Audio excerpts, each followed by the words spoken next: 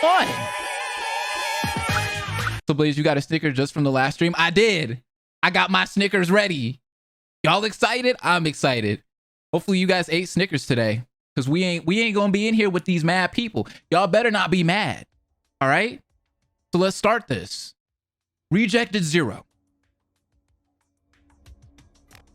I can't believe one person does all of the writing and editing for this.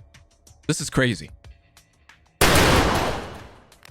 Damn. Whoa, whoa, whoa, whoa. This is how we start this episode? That was loud. Sorry, y'all. I had to turn it down. Thank you for all the follows. Let me go ahead and turn that off real quick, though. I don't want that to keep playing.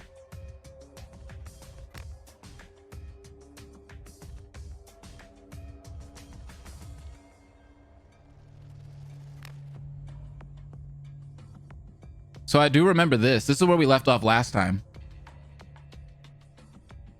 We weren't sure who got shot. The ultimate psychologist. It looks like the bullet just grazed his cheek.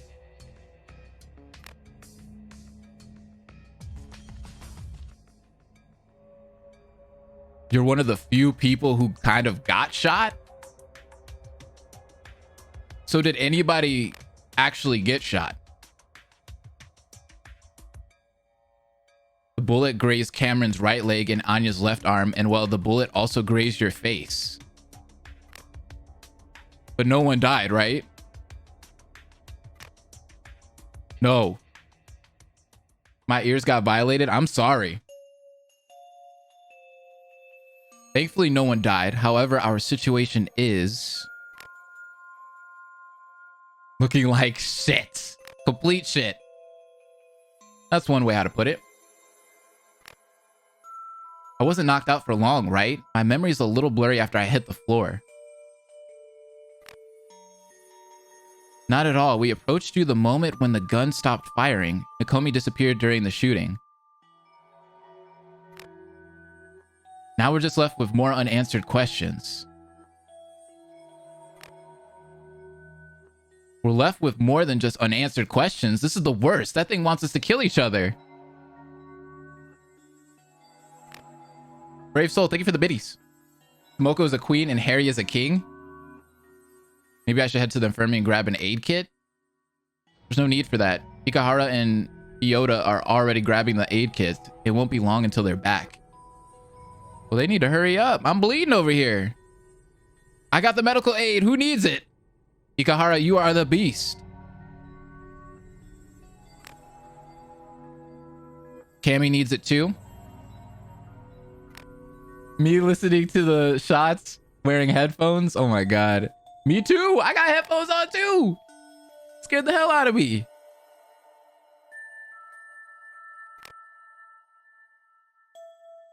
Stop being so selfless. Hey, at least he cares about other people. Hand me some alcohol wipes and a big band-aid. Wow, this really hurts. I'd imagine that everyone is panicked and confused too. What now? What should we do? I don't know if I can handle this. We're about to see another victim in this game. We saw a victim last time too. Aw, man. These games are gonna kill me. A big booty band-aid. I hate using alcohol on injury. Same.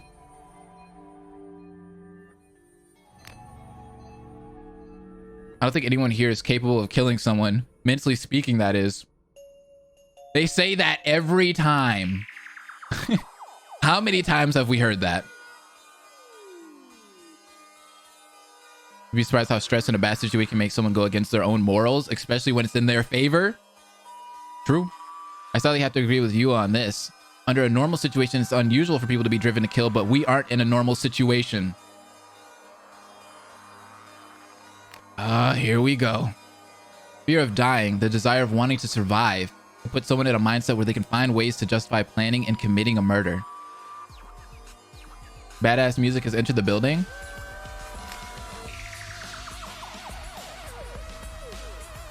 Hey, this music is good. There are two main reasons why people don't commit murder. One is the law, aka the fear of the lawful consequences, and then there's the other. Second, the moral consciousness, aka your belief system of what's right and wrong, which is a nicer way of saying what you think is justifiable.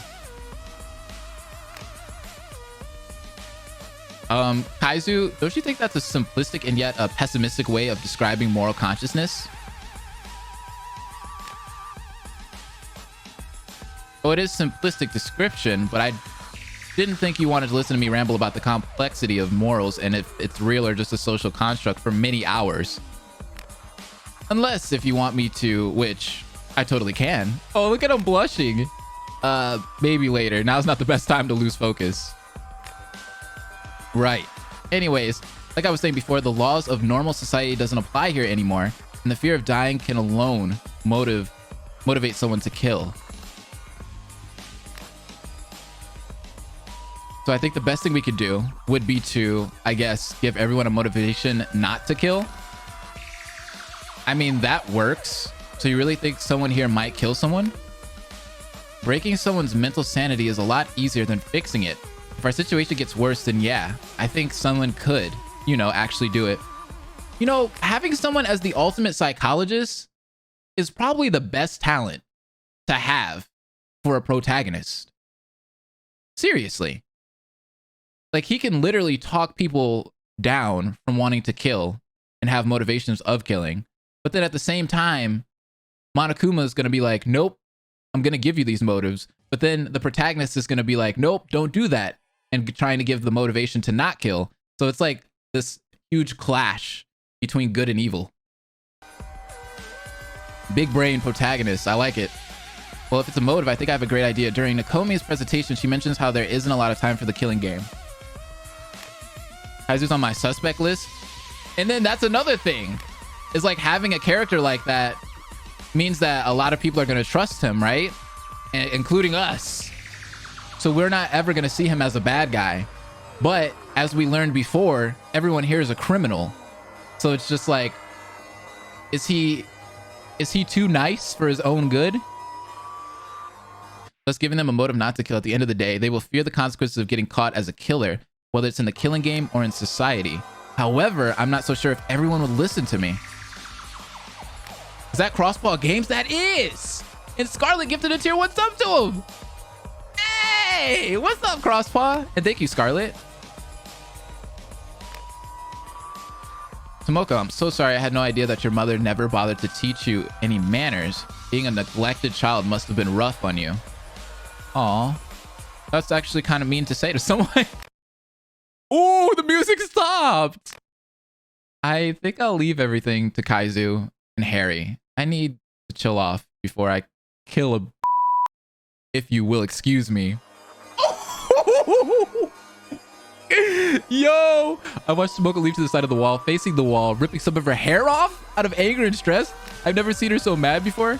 Her mommy issues are so easy to read like an open book. That child really shouldn't start fights if she gets angry that easily. If you guys remember in the last episode, we mentioned her mom, and she was like, never mention my mom again. She's got mommy issues, just like what you had just said. So that is a very rough topic to bring up to Tomoko. Anyways, what was I saying before, Kaizu? I think you should be the one to motivate everyone. Harry too. Wait, really? Hey, you would better not get killed. You're the type of guy that prefers to avoid starting drama with other people. Most, if not all of the people here feel like they can have a conversation with you, right? Cat fight, guys. Today you spent your time trying to inform people about the session room and that Nakomi was missing. That alone should have a positive impact on them. Tomoko actually said, that woman. I guess that's true. Okay, I'll try. But if things don't work out, please back me up. Of course.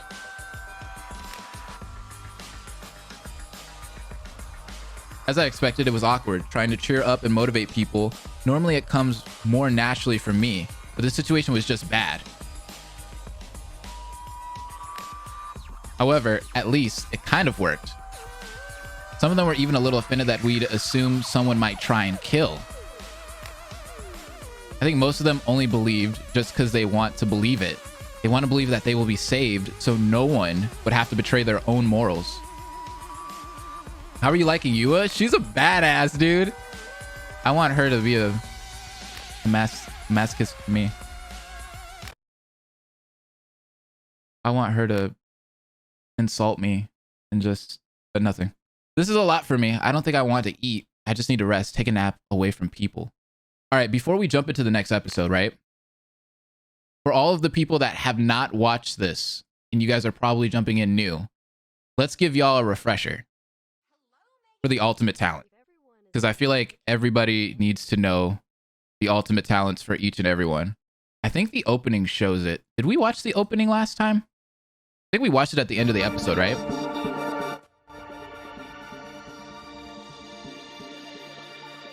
Plays you a masochist? No. Could never be a masochist. There's no way.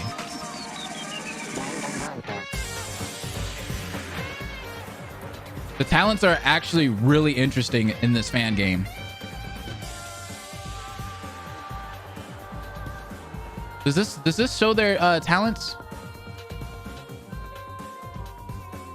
Or is it just like maybe it doesn't. I thought it would. Do they have a meet the students? Hold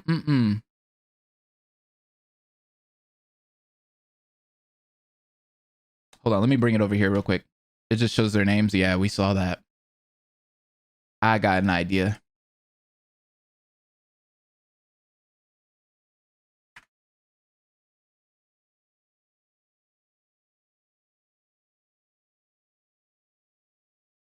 Here's, they posted this on Twitter, actually.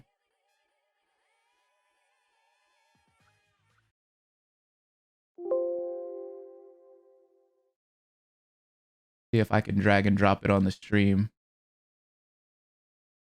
Aha. Okay. So this shows each and every one of their talents. So we got Kaizu Jin. He's the ultimate psychologist. That is the pro tag. Then we have Anya, who's the ultimate poet. Then we have Tomoko, who's the ultimate floral artist. Then we have Hyota, which is the ultimate runner. Then we have Yua, which is the ultimate profiler. Harry, ultimate... Can't even read that. Who died so far? No one has died. No one has died. No one has died. Rejected Zero is a shooty, refuty involving characters who would have been ultimates if they didn't get rejected for doing a certain crime. Exactly. Oh, did I miss a bit donation? Oh, what's up, Kuro? If everyone is dead, they can't... Low? Thank you for the biddy. And Uno person, thank you for the 100 biddies. That's a yikes from me, Chief. Yeah, no one has died because all we've done is watch chapter 0, which was like basically the prologue. And then we watched chapter 1, which is, you know, the victim reveal is going to be in this episode. And then we're going to go into the trial. Yeah. Anyways, back to this. Harry's the ultimate pyromancer. Sorry. Naomi is the ultimate shell crafter. Then we have Weed Man here. Then we have the ultimate voice actor, the ultimate question mark, the ultimate pastry chef, the ultimate seamstress. We have the ultimate explorer, revolutionist, fashion designer. Any favorites so far? I would say they need a SHSL pot smoker. That'd be so dope. Can I be that one? I would say the ultimate profiler is one of my favorites because I feel like it fits well with this game because kind of reminds me of Kyoko a lot. I like the pastry chef. Voice actor, I feel like could have a lot of potential, especially later on. Revolutionist is kind of interesting. I never really would have thought of that. Ultimate herbalist is pretty cool too. So if I was to pick, my favorite out of all of them would probably be voice actor. Because I feel like you could do something really creative with that later on. You could have an awesome chapter, especially if he became a killer. I like red hair girl. Oh, you like the fashion designer? Scarlett, thank you so much for the biddies, by the way. I saw that. Thank you, thank you, thank you. The 1,000 biddies. Holy shit! I didn't even look at that. Thank you for the 1,000 biddies. Oh, you're so nice today. What happened, Scarlett? I love you. Red hair looks like Monica from Fire Emblem Three Houses. Oh boy. I like pink hair boy. Everybody, just name in chat who's your favorite so far. As that's going on, I will go back to the reaction. Once again, I appreciate everybody that came in today. You guys are awesome.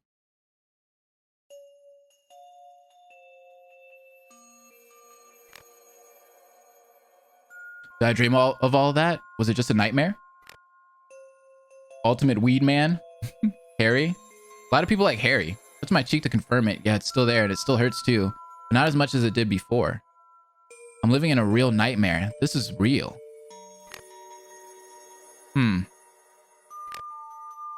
What time is it? It can't be nighttime already. I wasn't napping for that long, was I? Weed man is king? Oh! Oh my god! Rise and shine, Earthside! It's 2:04 p.m.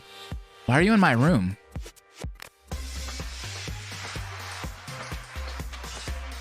Oh, don't be so rude. I only came to wake you up and congratulate you. Congratulate me on what?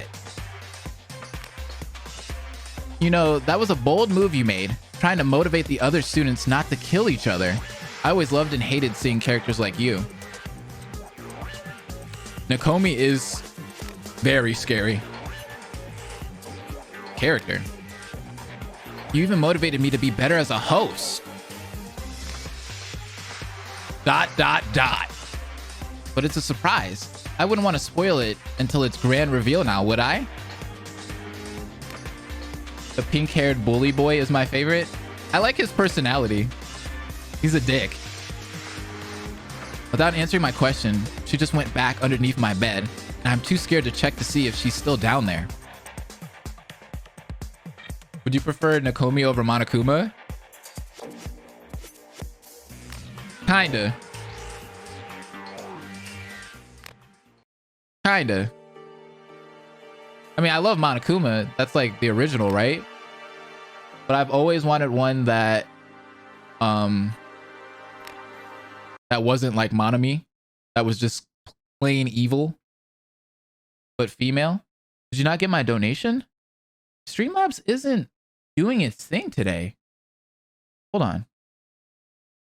I did it. It didn't even pop up. I'm looking right at Streamlabs and I don't see it. What the hell? Let me refresh.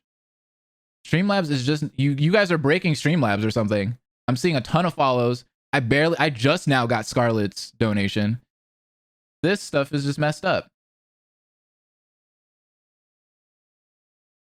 Twitch is well, it's not Twitch, it's just Streamlabs. I think it'll pop up pretty soon though, Travis. It seems like it's just behind by like a lot right now. Oh, you donated to SHSL Blaze instead of Afro Blaziken? Oops.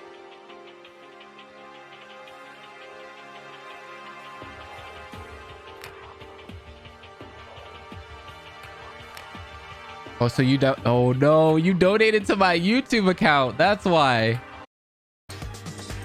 Oof.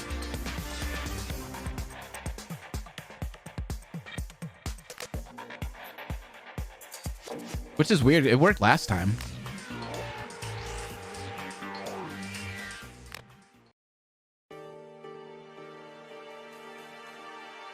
Moko, hey, what's up? I'm here to check up on you. Duh. How are you feeling? Honestly, not so great. What about you? Here, I'll try to pull it up on my other account. Same.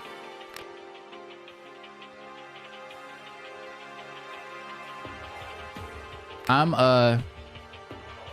about what? You saw my ugly side. I'm not normally like that. It's just when I'm on edge. Sometimes I make a mean joke, and well, every time someone brings up her, ooh. Well, you saw it for yourself. Oh, right. I knew that. She was a touchy topic for you, so I wasn't really shocked that it stressed you out.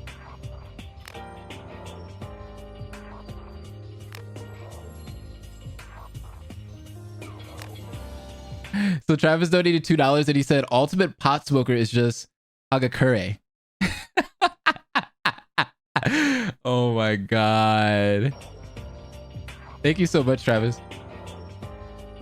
You saw my ugly side. I'm not normally like that, though. Yeah, of course. Not. So, did you sleep through it? Huh? What are you talking about? Like, not too long ago, there was an announcement. It was about, well, what happened earlier. You know, the countermeasure to the killing game. Huh? Did Nakomi wake me up just because I slept through the announcement? Oh. I'm guessing you didn't know. She said that because of that move, she's preparing us a gift. A personalized gift. And that. We'll be getting that gift tonight. I'm so totally scared. Really? Did we make a mistake? Did Nakomi take us motivating the others to not kill as a threat? Hey Kaizu, what do you think the gift could be? I have no idea. She said that the gifts would be personalized, right? That's pretty scary. Yeah, so what do you plan on doing today? Will you go back to sleep? Here we go. We're getting motives. No, I'm a little too spooked to go back to sleep, and I haven't eaten at all today, so I'll probably head to the cafeteria. Oh, I was there recently. I think I'll head back to my room. I feel like the fake flowers will keep me sane. Oh, okay, cool. Thanks for checking up on me.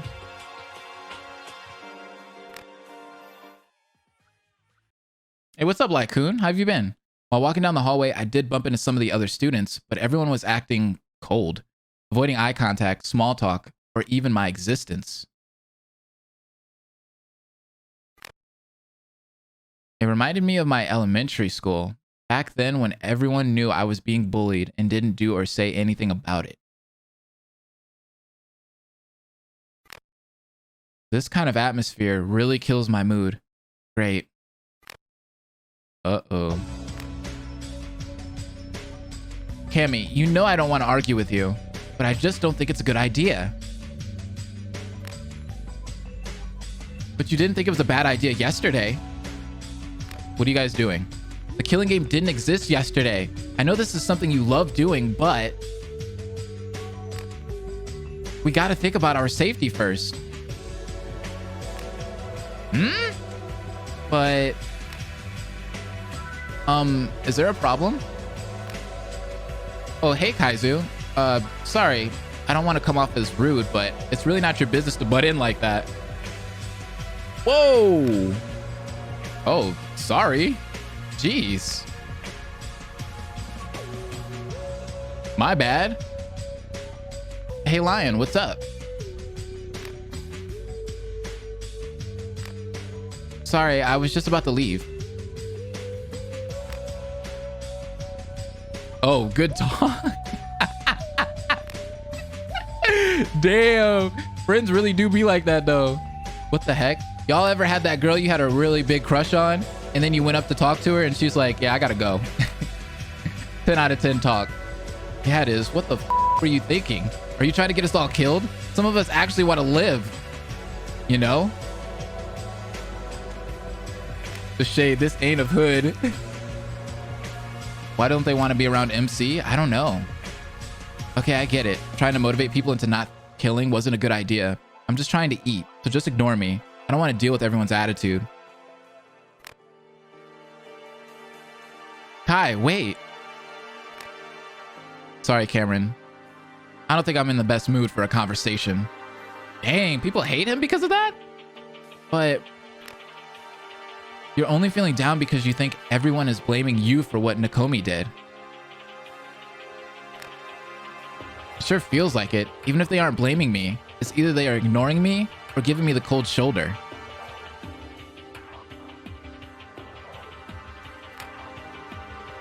Yeah, they're blaming him for the motive.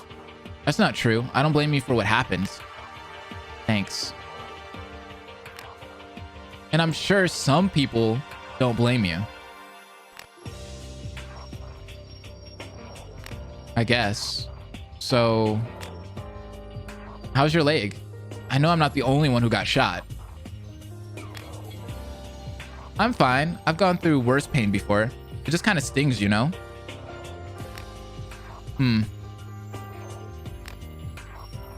Why don't you hang out with us tomorrow morning? Huh? Y'all actually want to hang out with me? With Masaru, Mayumi, and I. Yesterday we were exploring to see if there was a way to escape this place, actually. You guys were? An explorer be like that? Yeah, but Mai doesn't think it's a good idea anymore. She thinks Nakomi might do something to us if we continue, but I don't think Nakomi will kill us over something like that. I think she really wants us to kill each other. That's why she didn't kill us earlier. Hang out with the weed man? You already know. If Nakomi really wanted to make us kill each other, she should have actually killed one of us. That would have convinced us that death was lurking around the corner.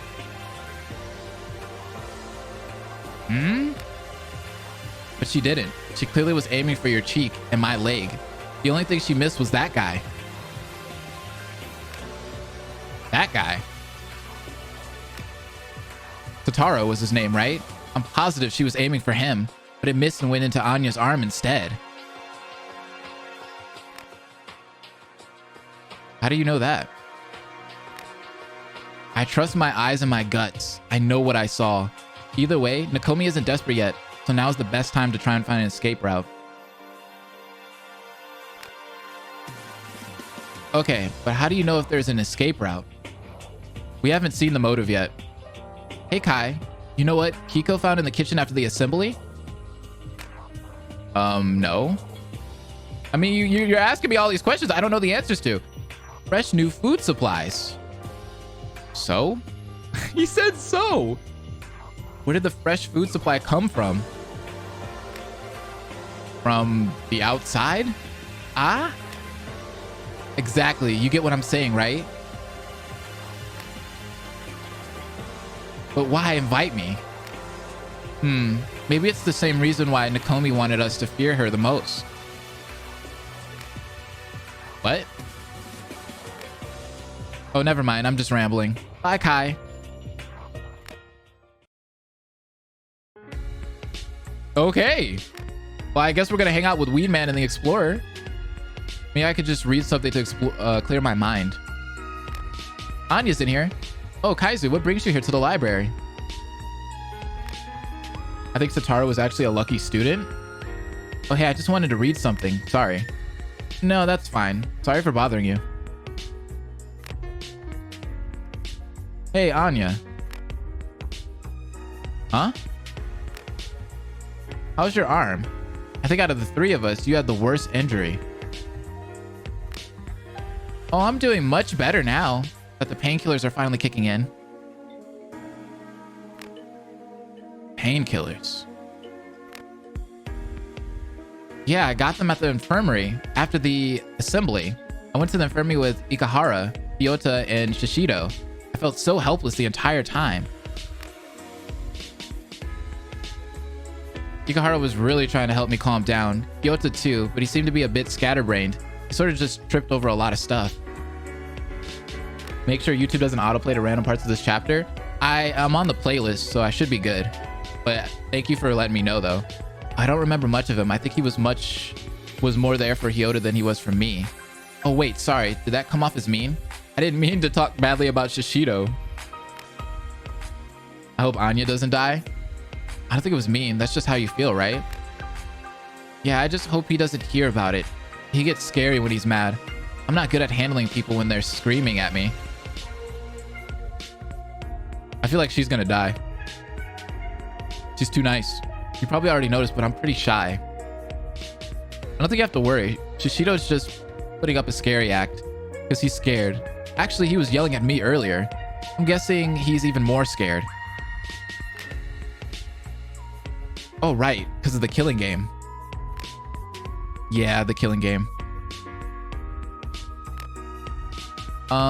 So, you said you wanted to read a book, right? What kind of book were you planning on reading?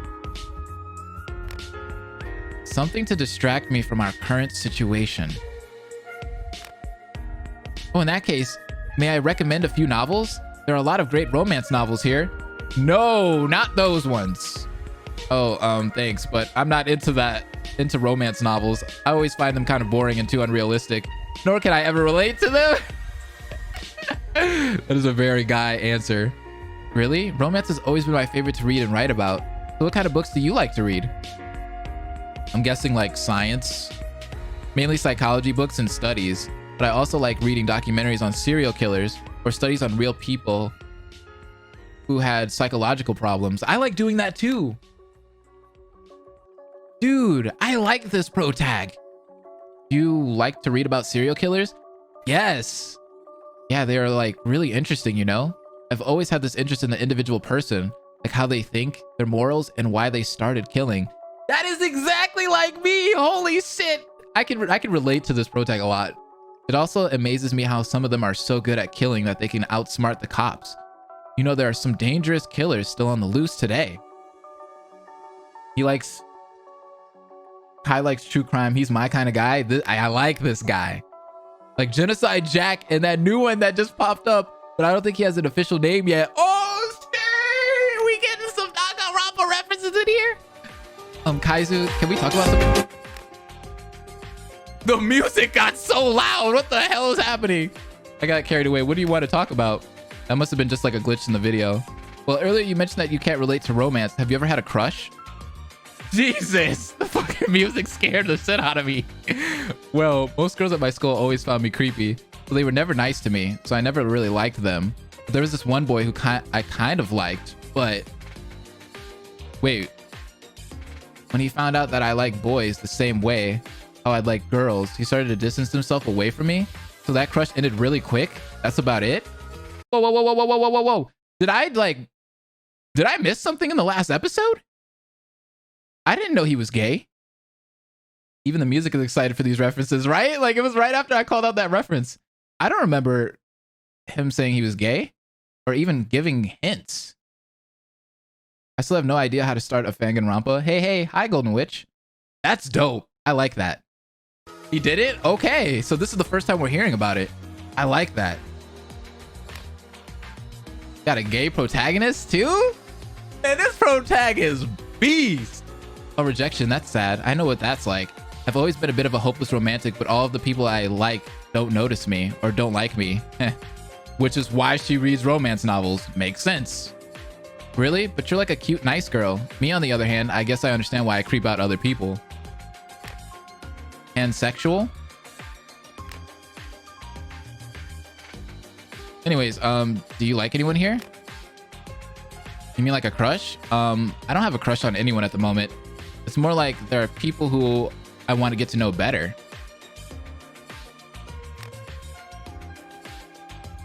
Really? Like who? Well, I want to get to know everyone here. There's just someone who I guess you could say I like more than the others. Aha, I see. After a while of small talk, Anya headed back to her room. I was looking for a psychology book to read, and that's when... And that's even better. Pansexual is even better. Hey, Anya, you in here? How are you feeling? Oh, Ikahara, hey. Anya left a while ago. She's in her room.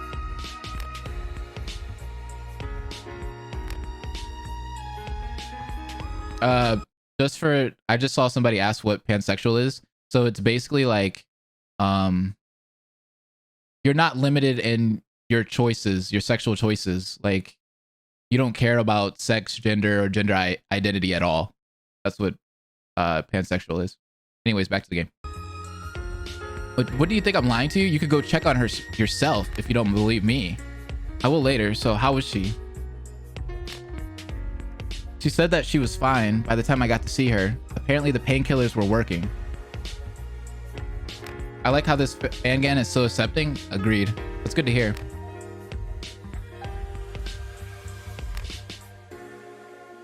Hey Kaizu, are we alone in this library? I think so. The last person I saw was Anya, and she didn't mention anyone else in here. Also, I doubt someone is hiding behind a bookcase. Bless, that was a great explanation. I tried. I'm not the best at, you know, talking about that kind of stuff, but I tried. I'm bisexual, so that's all I can say about that. There's something I want to talk about. I need advice, but this isn't a topic I can be open about. Not yet. Are you talking about your gender? Last night, before Nakomi went crazy, she was able to find a girl that was willing to trade rooms with me, but the room is still under her name and picture plate.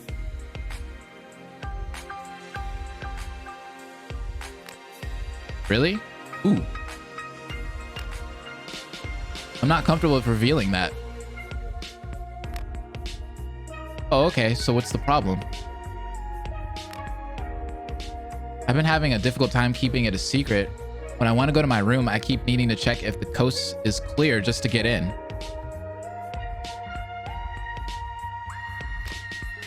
I'm always nervous leaving my new room, thinking that one of the girls will spot me. Then I would have to explain why I'm leaving out of her room. Oh. And on top of that, I feel suspicious. What if someone notices me constantly checking the hallway and assumes something terrible? Yeah, that's a tough one. Ikahara's definitely got it bad. Wow, Ikahara, those are real concerns. Let's see. If we weren't in a killing game, I would just suggest switching the nameplates and let other people notice. And ask the girl you switch with support you and just be normal about it, so people could just accept it and move on faster. But because of the killing game, it's a little different. It's a little suspicious if you do things like that. You don't want to make yourself a target by standing out, so I don't think there's an easy solution to your problem. I mean, Kai's just being real.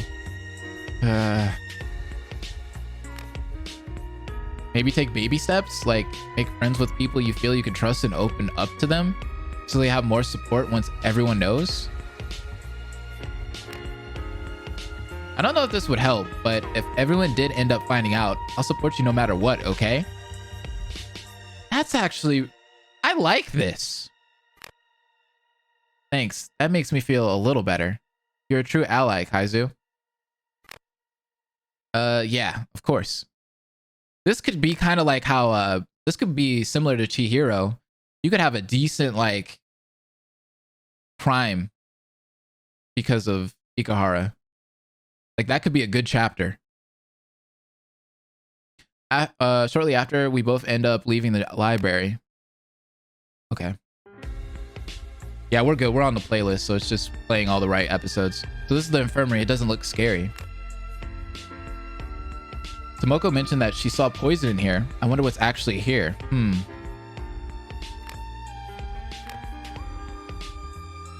That was big preaching. This is a glass cabinet, but... let's see. The label says... cold medicine, cough drops, sleeping pills, painkillers. This looks pretty normal. I don't see anything dangerous here.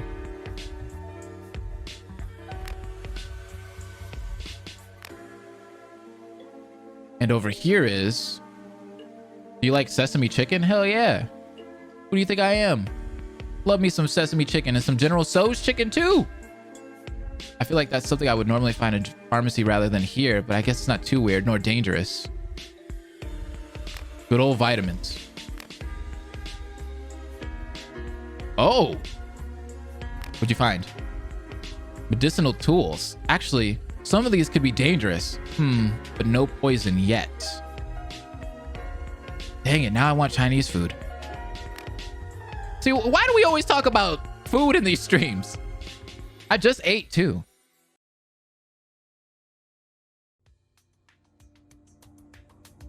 What is this? This is cortisone, pentobarbital. I don't know any of these. Potassium chloride, cyanide. Aren't these like really lethal? I thought Tomoko meant like addictive drugs that could kill, like morphia. And there's more. That green bottle, the label, it says chloroform. That's probably useful for murder. This is really not good. These are really dangerous. Wait, are you telling me these aren't locked? What should I do? So anybody could grab these? Oh, Kaizu, Harry, what are you guys doing in the infirmary? Huh? Harry? I thought we were alone. Harry, you were in here this whole time? How long? Gummy vitamins, gotta dispose of these? Who knows what could happen if these fall in the wrong hands? Those Flintstone vitamins. No, I was checking out the sick beds behind the curtains when Kaizu came in here. Kaizu, I'm sorry I didn't say something earlier. You actually kind of scared me. Uh-oh. I scared you? How? Well, from my point of view, I heard someone coming in, bumbling around looking for dangerous things, like poison, and actually finding said poison.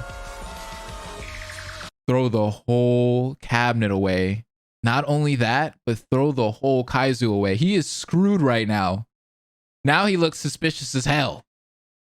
I don't like where this is going. They're gonna start jumping to conclusions. You were looking for poison, Kaizu? Oh no. Oh, yeah, I guess it does sound sketchy when you say it like that, but it's not like that. It's over. Earlier today, Tomoko told me that yesterday she got an injury and went to the infirmary, and that this place creeped her out because she noticed the poisons. And you know, I just came in here to look at them to confirm for myself, not to use them or anything. I didn't get the chance to come here until now, and I was just curious to see if what Tomoko said was true, and well, I was looking for it. That doesn't help you. That's not a solid alibi. If you don't believe me, you could always ask Tomoko, Kiko, or Shishido about it. They were with me when she told us about the poisons. Throw away the entire interaction? Exactly. You don't have to worry, I believe you. Knowing all of the signs of a liar is part of my skill set. Okay. I can go with that. I mean, she is the ultimate profiler. Really? You could tell when someone is lying to you that quickly? It depends on the person. Some people are very good at lying, and it takes more time for me to know for sure. But some people are terrible liars. It's a good thing that Yuo is here. Huh? That's amazing. I know about a few signs, but it's not something I pick up on quickly. Yua is Celeste's twin sister? Harry, you've been pretty quiet. What's wrong? Kaizu, you said Tomoko saw the poison yesterday? Yesterday as in before nighttime or during nighttime hours? Uh-oh. I think it was close to nighttime hours. Tia told me that Nakomi patched her up. Now she looks suspicious. You mean this happened before Nakomi was attacked? Oh, Aquarius, thank you for the biddies! 249 biddies. You're so awesome. Thank you. You guys are awesome, dude. Thanks for coming to Twitch. I truly appreciate it. You were rushed over to where I was earlier, jumped on top of the counter, and examined the poison bottles and boxes. From my angle, I couldn't see most of her face, but I could feel it. She was trying to contain her emotions, but I felt a sliver of concern as she stared at the bottles. Is there one missing?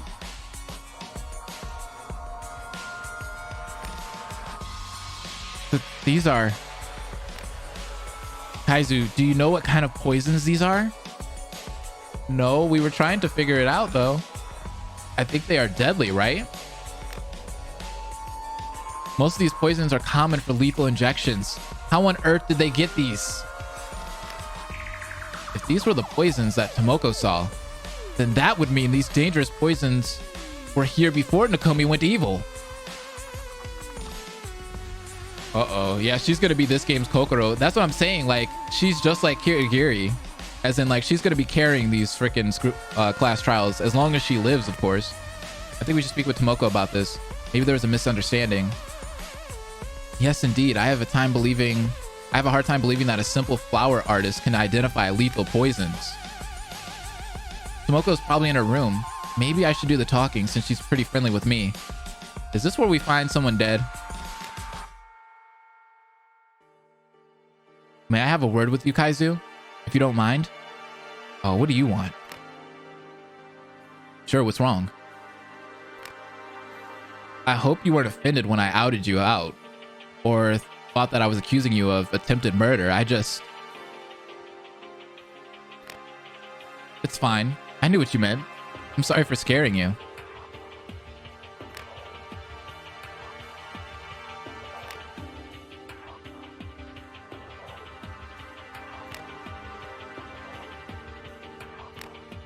I know we only met like a couple of days ago, so you might think I'm being strange and stupid for saying this during a killing game, but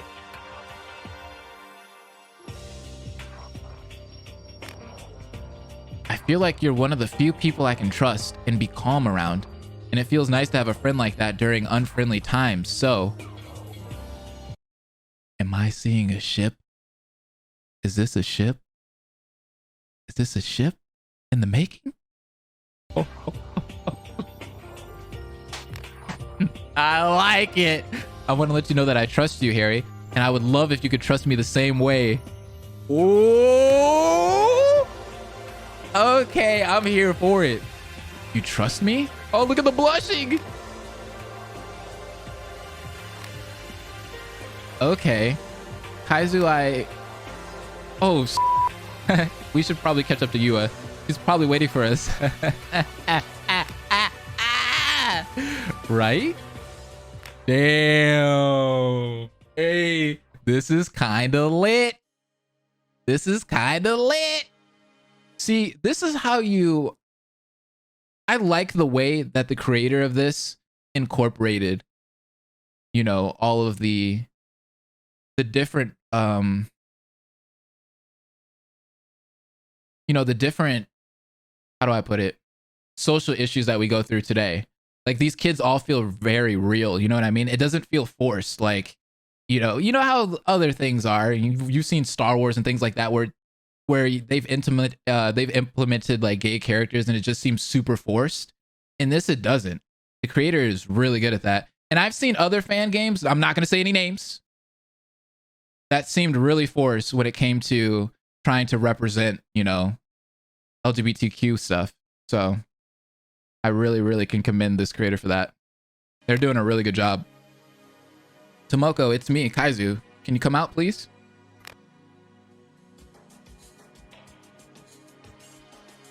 Is it lit because Harry's the ultimate pyromancer?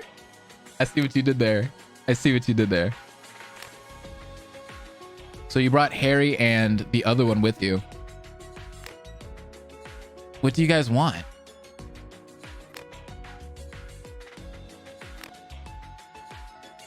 It's pretty important, actually. It's about the infirmary. You told me that last night you fell and Nakomi patched you up there. Okay. Yeah, that happened. Why? Is she accusing me of lying or something? Because I don't have time to deal with her bullshit, you know? Whoa, whoa, whoa, whoa. Let's calm down. Uh-oh. I feared something like this would happen. Tomoko is getting real hostile towards Yua. She's still probably mad about that comment. That sprite is so nice. You see this new sprite? Yua, I think I need to stretch out my legs a bit. Here to join me for a little walk. I trust that Kaizu can handle this. Sure. Thank you, Harry. And I'm so sorry, Yua. The amount of shade in this room. Ugh. Tomoko, no one was accusing you of anything ill. It's more like I didn't realize something until now and just want a few more questions. Is that okay? The newer sprites are pretty clean. Oh, okay. If you say so. Sure, ask away. Do you remember the exact poisons you saw last night? No, I don't. Do you remember what the poison containers looked like? I think it was like a bottle or something. Okay. Why are you asking that kind of question? Are the poisons like missing? Kind of. No, they're not. No, it doesn't appear they were missing when I checked. One more question, if you don't mind. How did you know that those bottles were poison?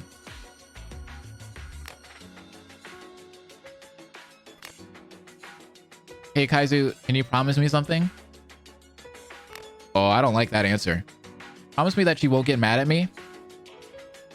When somebody says this, you already know it's going downhill.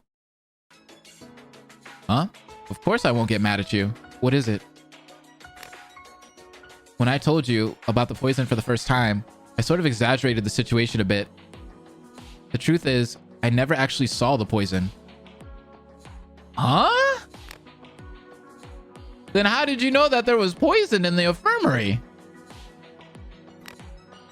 Nakomi told me.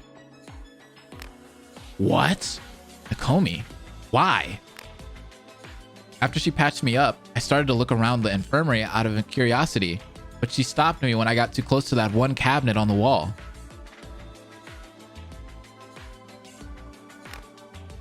She told me to stay away from that because it had some dangerous chemicals in bottles. I never really got a good look at it, so I don't know if it was even poison. I don't know if I believe this. I don't understand. Why would you exaggerate something like that? Is it really stupid? I know, it's this dumb thing I do a lot, and I always end up regretting it, but I kind of wanted to impress you. Huh? I had this dumb idea in my head that maybe it would interest you and we could go and check it out together, but you were so interested in Nakomi's disappearance. What the fuck? Hey, what is happening? Well, yeah, it really sounds stupid when I say it out loud, but I still don't understand why. Oh my God. Am I gonna get a love triangle in this fan game? You're actually going to make me say it? It's because out of everyone here, I guess I sort of like you. I'm gonna get a motherfucking love triangle in this fan game. Oh, this is wild. Oh, well, if you want to hang out with me, all you have to do is ask. I like you too, Tomoko. No! This was not the ship that I wanted. Really? Yeah, as a friend. Oh! Friend zone! Like a total gangsta. Kaizu's out here like a total gangsta. Can we get some F's in the chat for Tomoko? Was that all you wanted to ask? I think. Ding dong, a body has been discovered. Oh my God. No. Okay, well, see you later. Ouch. I felt that burn. Before I could really say anything, she went back to her room. Oh well. Oh well? That's all you gotta say? The creator actually said Kaizu rejected her on purpose. It wasn't because he was being dense. Damn. Well, I mean, she was pretty straight up, so obviously he knew he liked her, or she liked him. Because she was straight up about it. She's like, I like you. And I don't think he had to be dense there. Like, he just answered it the way he felt. And he didn't like her, I guess. Yo, she needs that big band-aid right now. She's an attention seeker. It's not abnormal for them to do such things. Either way, if it turns out there really was poison before the killing game started, then my gut feeling earlier about this whole lockdown would be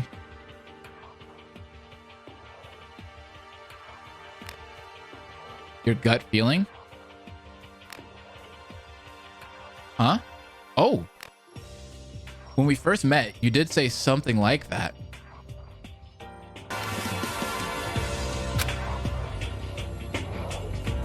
What the hell? Sorry, this may be off topic, but how do you feel about this situation? Huh? Oh, do you mean the whole forced therapy lockdown? Honestly, it's weird. Sort of unprofessional, but it's better than going to prison, so I don't have too many complaints. The ultimate friend zoner? Yikes! Yes, well, this situation seems suspicious. Keep an eye out for yourself later. You remember that? I mean, apparently the music did because it fucking boosted on my ass. Yeah, I have a pretty good memory. It's really useful for my talent and other things. Yes, well, even if I was right, I still don't understand why they have something so dangerous in here. I could think of a few ideas. However, all of them are pretty hard to believe, at least without any evidence to back up such a theory. Right? Right, Jess? That's what I'm saying. Like what? It's probably not wise of me to say it. The thought of it by being true is quite haunting. However, if I do find evidence to back it up, you'll be the first to know.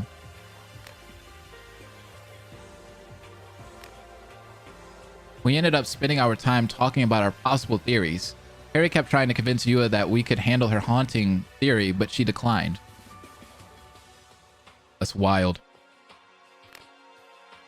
I did wonder why Yua didn't want to say it, but yet again, I feel like Yua's always been this secretive. Harry didn't seem too happy about it, however. Who needs a love hotel when this chapter is hitting us with confessions like Usher? I'm dead. Something truly scary did end up killing our conversation. Oh, okay. Boop, boop, boop, boop, boop. Hello, students. Are you dreading yet? No? I've left a gift for all of you in your bedrooms. Oh. All of you have 24 hours to commit a murder. Oh, we get a time limit. If you don't, well, I won't spoil the gift for you. Oh, this is some V3 shit. Either way, commit a murder or don't. I will break you one way or another. Consider that a promise. Oh no. When you get hit with the time limit, it's game. Someone's gotta die. Even though the hallways are always silent, somehow it felt like everything got quieter. The atmosphere died and we could all feel the dread creeping in. The gifts were personalized, right? In a short amount of time, there's no way Nakomi found a motive that would make me want to kill, right? See what that motive is. My morals on killing aren't that fragile. That's what you say now. Right?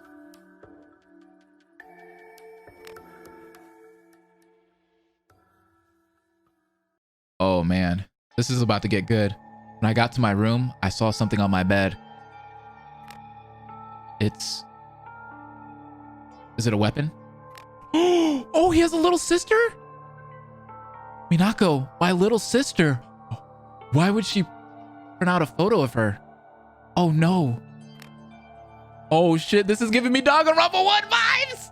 All I could do was to look at the other papers that were spread all over my bed. As I examined what was on the paper, I began to feel sick. Oh no! I'm getting Danganronpa 1, yo! Dude, chapter 1 of Danganronpa 1. One of them was a map with a highlighted route. The more I stare, I realized that route was actually the street she takes when walking to school.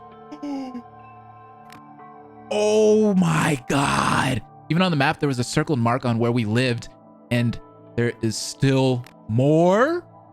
On the back of the photo, there's a written note that says, if someone doesn't die within 24 hours, the next photo you'll be getting is a photo of her dead. That's it. That's all we needed. And there is more, ladies and gentlemen. This shit is a reality show. And there's still more. It's another photo of Minako in her bedroom, but there's a man outside her window and he has a weapon. And on the photo was written, "Tick-tock, Kaizu."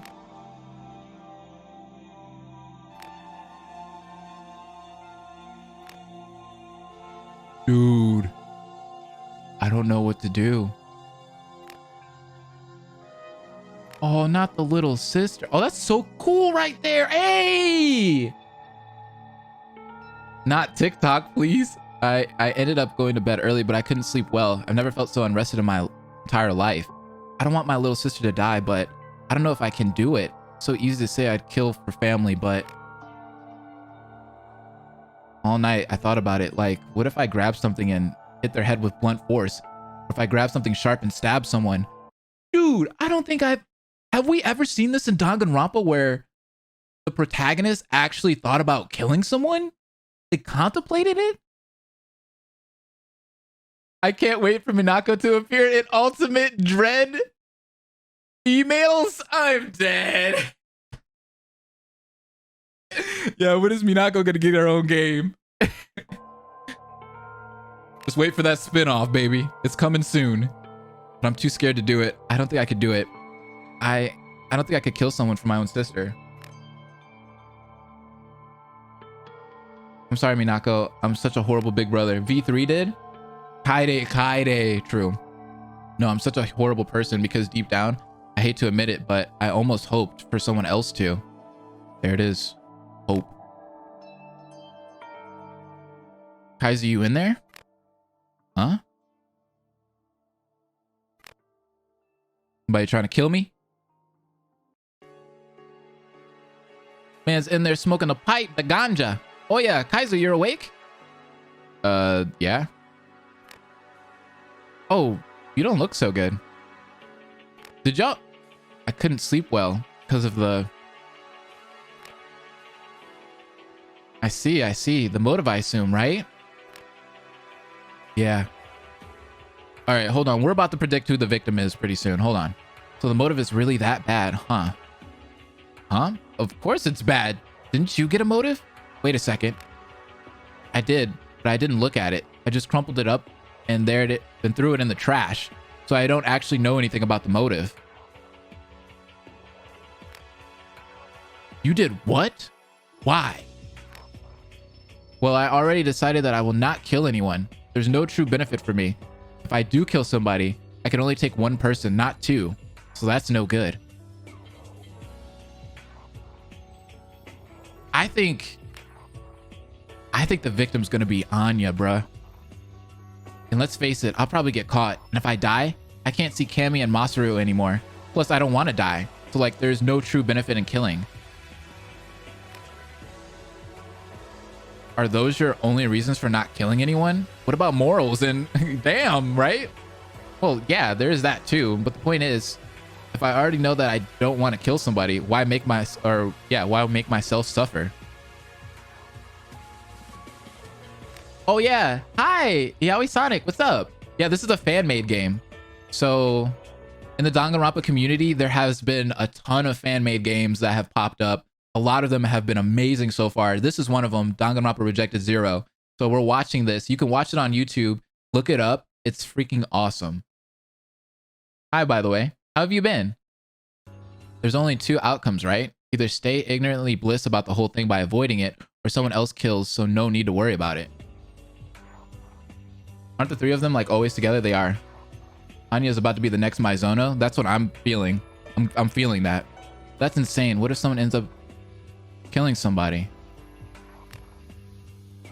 Kaiser, I get that you probably think I'm stupid or crazy for deciding to not look into my motive, but could you at least respect my wishes? Ooh, I should play it.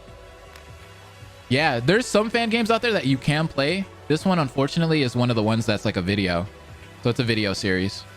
I'm well aware that these 24 hours may be the last time I'll ever feel happiness. Don't take that away from me. Oh. Hey, Mai, why didn't you wait for us at the end of the hallway? I want to have a little chat with Kaizu. The topic being not your cup of tea. Oh, he saw his motive, didn't he? Oh, okay. Don't take too long. Cammy is waiting. Bro, he saw it. Went through forced spiritual awakening. I'm finally healing my mind. Oh, that's so beautiful. Yes, do that. Everybody should, honestly. If you go through some spiritual healing, it helps completely. So I'm glad that you did, and I hope you're safe. Mai walked towards the end of the hallway. She is further away, but still totally in sight.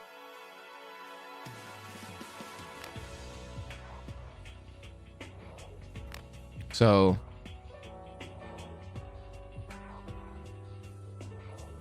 it's my bad for bringing up the motive, but when you hang out with us... Wait, what? Go back. Never bring up any of the motives? So you didn't look at your motive either? Okay, hold up. We got a donation from Pizza Pops. They donated $3. 1F for Tomoko. Now I know why this game is called Danganronpa Rejected. LMAO. Thank you for the $3, by the way, Pizza Pops. Shouts out to you. I don't know who that is. Oh no, I have. It's just that I don't have a good relationship with the targets in the photo. I wouldn't kill for them. So I guess Nakomi failed to realize that. Targets. My parents. You don't have a good relationship with your parents? Never have. Who is your motive? Hope Restoration's a playable game. So is Danganronpa Laps. I played Laps. Laps is really fun. Catherine is really good too. She's been, well, she was working on it. I don't know if she's still working on that game. You're not planning to kill someone now, are you? Well, if you are, don't touch Mai and Cameron. What? Of course not. I would never. Oh, okay. Good to hear. Come on, you guys. Cammy is waiting for us in the lobby. I want to play Danganronpa Rocky Restarts. I actually was recommended to play that. As we were walking in the second floor hallway, the 7 a.m. morning announcements played. We did stop to listen while Mai covered her ears and eyes. As for the morning announcements, it was a little strange. I felt like it was longer and louder than the first time I heard it. But then again, a lot has changed since then.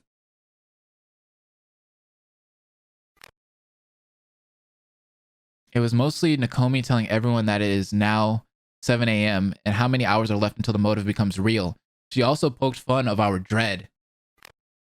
Oh, man. After a few minutes of her taunting us about the motive, the morning announcements ended. Mai, the morning announcements are over. You can stop now. Geez, that Nakomi wasting our time. So, let's go. All right, here we go. Oh, good morning, Ven. Oh, it's Ven. Morning. Oh, yeah. I never took you for an early bird. What's the matter? You don't look so great. How did you mess up your makeup? You know there's a bathroom right here if you want to give yourself a touch-up.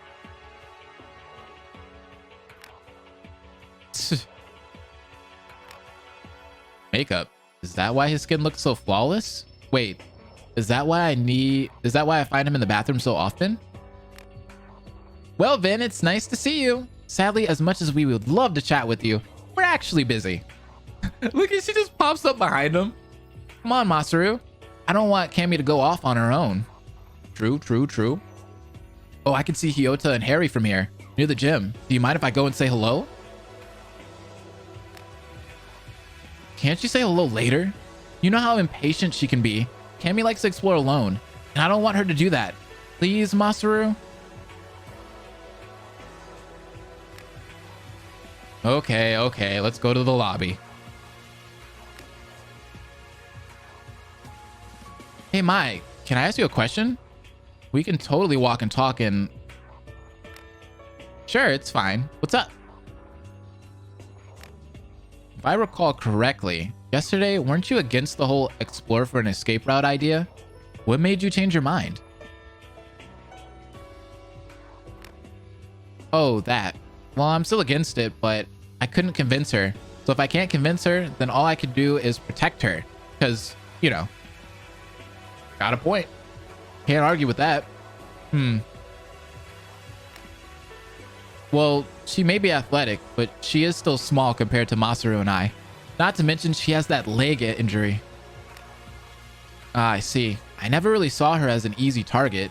She seems pretty strong. If anything, I'd be more worried for Anya. That arm injury was really bad. There it is, y'all. Anya! Anya! Yeah, but that's why Ikahara is protecting her. They told me that they would. Yeah, that makes sense. I hope I don't have to worry. I got shot too, and I don't think anyone is trying to protect me. Huh? What about Tomoko, Yua, and Harry? Aren't they watching over you? You hang out with them a lot, right? Man, ain't nobody watching over me. Well, if you feel unprotected, you could always hang out with Cammy, Masaru, and I more often. I'll protect you too if you want.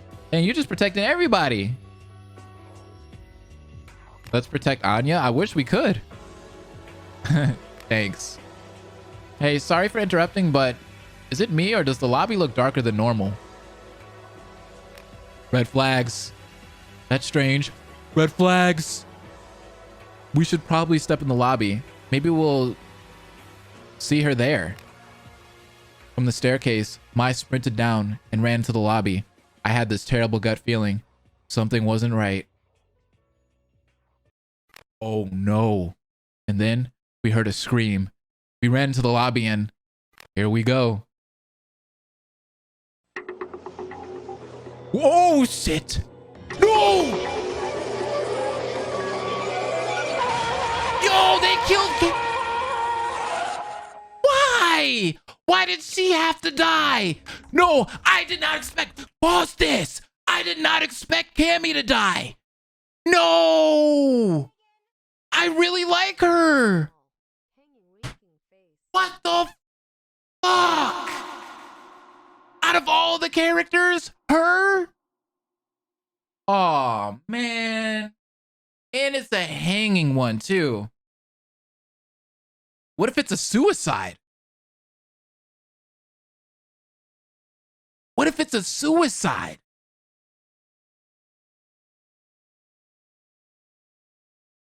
She's joined Kaide? Yeah, I doubt that. Dang. Who would be strong enough to hang her?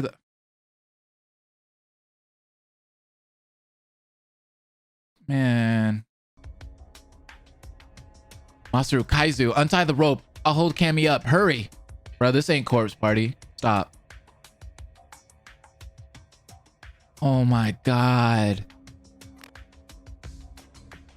You're not going to die. You're going to be fine, Cammy. She looks long gone. Cammy, who did this to you? Who hurt you? Cammy, please say something. Anything. There it is. She's confirmed dead now.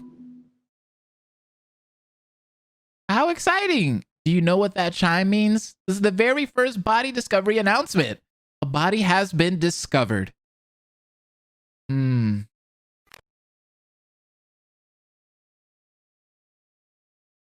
After a certain amount of time, which you may use however you like, the class trial will begin. I'd recommend gathering towards the lobby right away, though. Damn.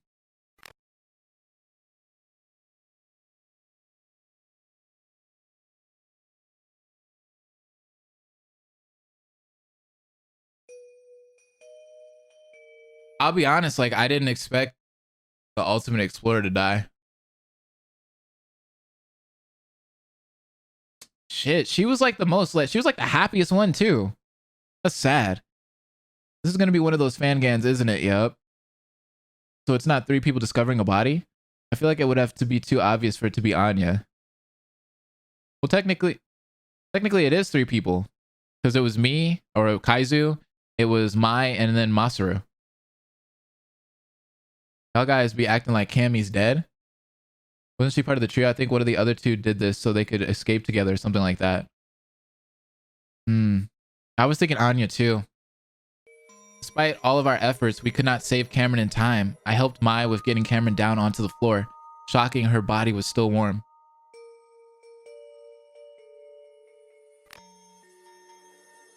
Which means the thing that I feared was true. The reason why the body discovery announcement had a delay. Cameron was still alive when we got to the lobby. She literally died a few minutes ago. We were too late. Yo, down to the minutes? I'm shaking, but not as much as Mai or Masaru. I can't imagine what kind of hell they are going through. Kaizu? Snap out of it. That's not... Oh my god. That's... Cameron. Is she really? Aw, Yota. Cameron, she... Cammy's free time events have been uploaded if you want to watch them? Okay. Kaiser, you're shaking. Let's sit down and wait for everyone to get here, okay? You need to breathe. We sat down against the wall. waiting for everyone to show up. It looks like Masaru has done the same thing with Mai. Yo, imagine having emotions. Cringe.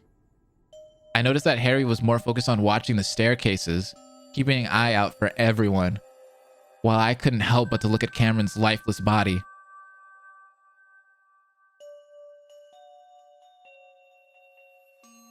Well, I'm glad that I didn't look too far into the videos, because I didn't know that her free time events were uploaded. But I guess if I would have looked, then that would have told me, right? Huh? Oh my god, is she? This is a joke, right? No way she... Not this again. Is this a nightmare? Am I dreaming? Is this some kind of cruel joke? Enough already. We get it. You're in denial.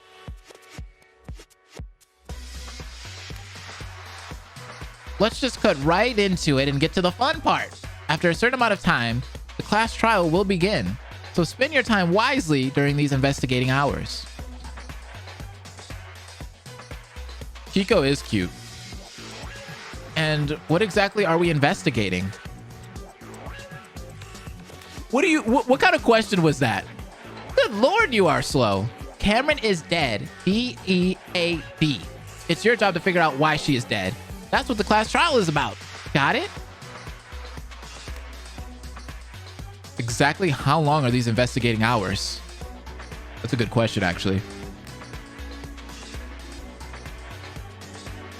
Who knows? Until I get bored, I guess. This is so unfair. Until you get bored? That's not true. I'm giving you these to help you through your investigation, since I'm not naming any names. But somebody thought it was a good idea to mess up the crime scene before all of you got here. Consider these Nakomi files as a gift. So somebody tampered with the crime scene. Okay, let's see. Nakomi started to pass these tablets out. So this is the Nakomi files she was talking about. It showed us some information about Cameron. Okay. As I read, I began to softly mutter every word out.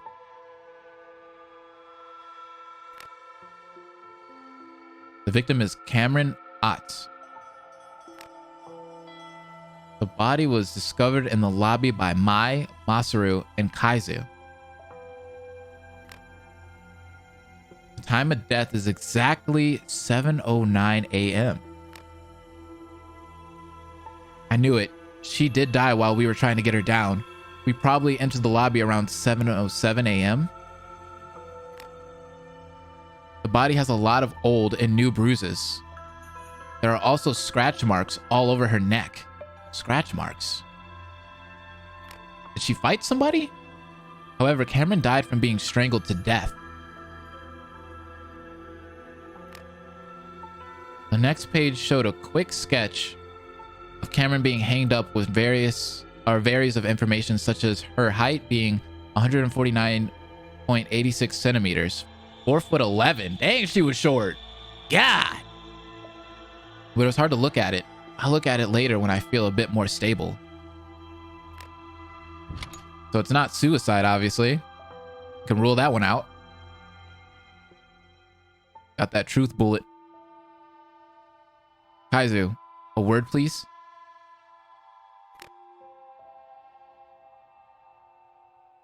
Why did you guys take down the body before any of us got here? I can understand Mai messing up the crime scene, being the emotional girl that she is. But you? I mean, we just tried to save her, possibly? I can't imagine you partaking in that. It's got to be Bathroom Boy. It wasn't like that, Yua. When we got to the lobby, the body discovery announcement didn't play. So we know Mai assumed that she was still alive. I don't know. Harry seems like a red herring, though. While we were getting her down, that's when it played. After that, we already got her down halfway. So we decided to lay her on the floor. Out of respect, really. So you're saying that because Cameron was still alive when you found her like that, the BDA didn't play until she was officially dead. That's scary. I love Ibuki. I see. I'm sorry to hear that you couldn't save her in time, but how did Mai know that she was still alive?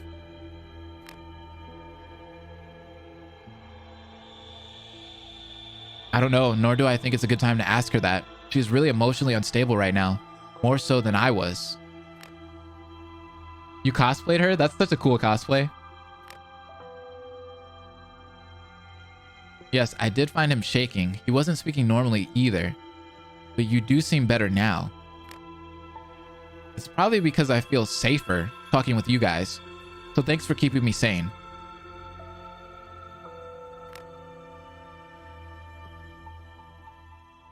You're welcome, I guess. So the killer tried to make it seem like she committed suicide. Do you mind if I change the topic? It's important.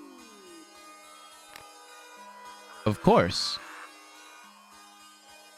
Hey, hold up. This music, though. Noticed something interesting while we were waiting for everyone to show up? Though it may mean nothing. What happened? I highly doubt that. If you thought it was important, then it probably is. After Kaizu, Maya and Masaru found the body, Hyoda and I became the 4th and 5th person in the lobby. However, as I watched both of the staircases, I realized that every single person who came to the lobby shortly after took either one of the 2 staircases down here, but that would mean... Are you sure about that? Is it possible that you might have missed someone?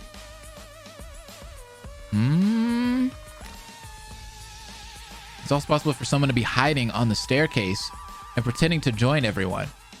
Oh. That is possible. I'd assume everyone would be distracted by the BDA to even notice if someone was acting suspicious. Cammy died. The ultimate explorer. The little girl. In that case, I guess we are lucky that the time of death is listed for us. That way it would be easier to figure out who has an alibi and who doesn't.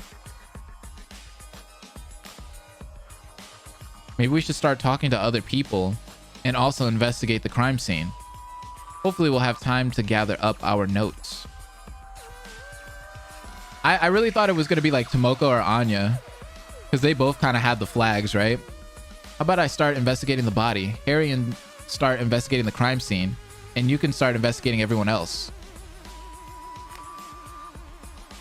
And then we can all share what we discovered and learned. That does sound like a solid plan, considering that we don't know how long Nakomi is willing to let us investigate. Yeah, we're going to react to the class trial today. Yep. However, I do think a second or third pair of eyes would help a lot in this situation. Is the trial voice acted? Of course. Or is this... Does this fan game not have any voice acting whatsoever?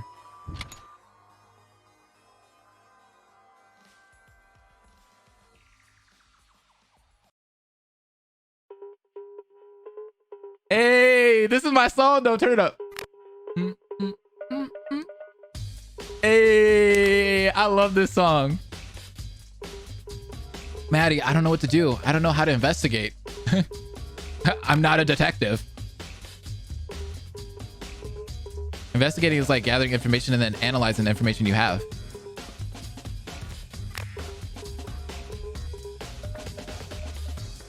Yeah, I'm not good at either one of those.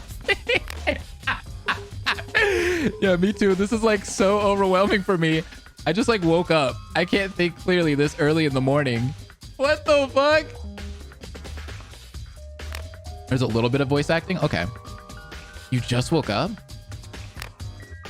Well, I mean, the morning announcements woke me up, but I didn't leave my room until the BDA played. So like, yeah, I kind of did just woke up. Why do you ask?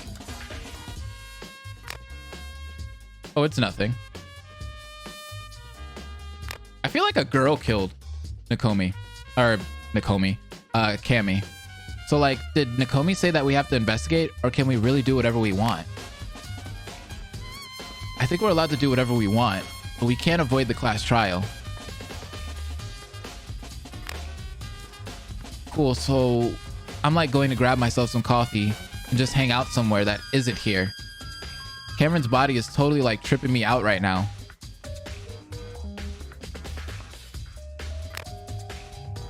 So you're not going to investigate?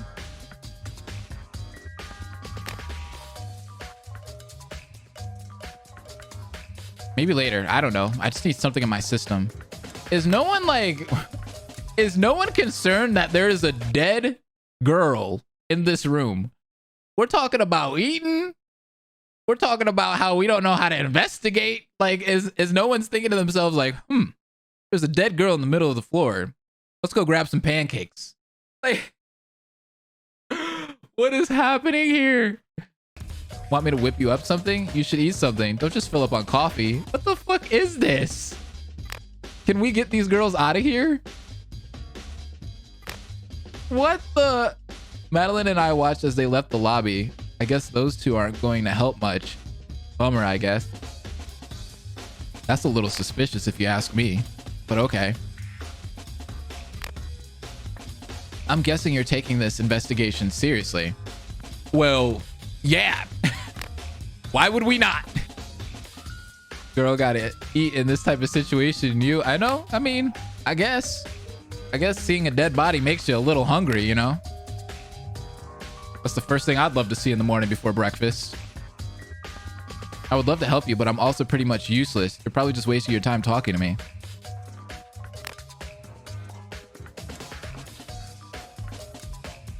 Don't say that about yourself. At least let me ask you a few questions, okay? Did you notice anything suspicious?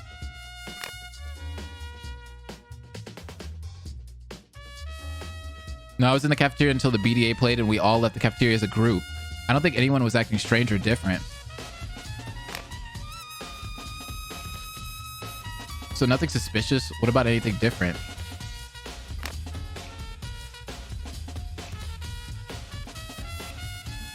I almost tripped over a cable that was tapped on the floor. I don't think it was there yesterday, but maybe I just didn't notice it yesterday, so I don't know. Something about a cable?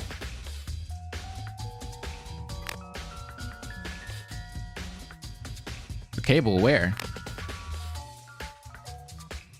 It's right outside of the cafeteria. Wait, we need to go check that out then. Interesting. One more thing. When you left the cafeteria, which staircase did you use? I'm thinking it was a girl. I think a girl is the killer. Seriously. Huh? We all used the one closest to the cafeteria. Why? Who's your favorite ship in this game so far? Definitely the protag and Harry. I want to see that happen. No, there wasn't anyone like that. It was only just us.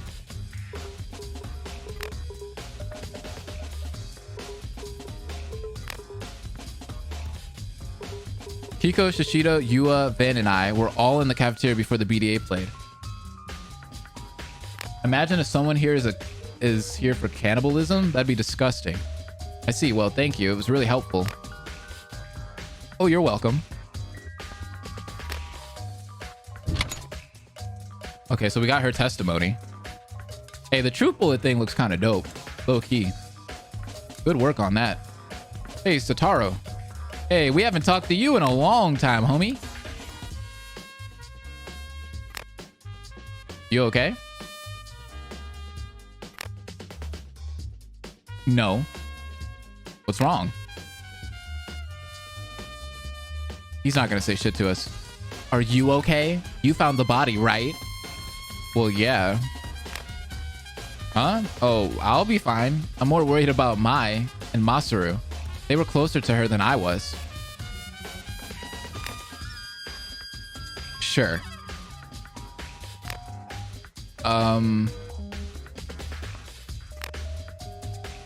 What do you want, Kaizu? Damn! I'm investigating. So did you see anything suspicious? No, I just woke up. You just woke up. Really? Okay. So you were in your room the entire time and didn't see anyone.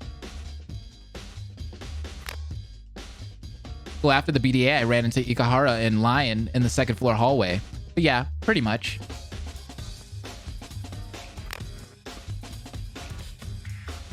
Well, thanks for being honest and cooperative. Yeah, we did hear a scream, Blair.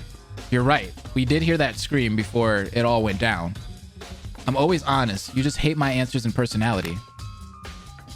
I don't hate you. You're just always in a crabby mood and often mean to me. Whatever. This is why I don't like Zer0. I mean, I feel like he has a lot of potential to be like super fucking cool later on in the game. Poor Cameron. You all right? I don't know. What do you want? What do you mean? Let that man mourn. I'm investigating. Oh, you're talking about me? I'm investigating. Yoda, you were with Harry since before the morning announcements, right? Did you ever see anyone use the stairs to go up or down? The last part of the class trial isn't uploaded yet because the creator has yet to finish up a certain aspect of the trial in general. Oh, really? Uh-oh. That might be a problem. Yeah, I saw you. Go back. Masaru and Mai go down the stairs after the morning announcements, but no one came up the stairs. No one really. To clarify, you and Harry were standing outside the gym for how long? Harry came to talk to me since before the morning announcements aired, but I was standing there since I think 6:30 a.m. You think? I see. You think Cameron died because her emotive was too much for her? Hold on, we're about to discuss that in a second, huh?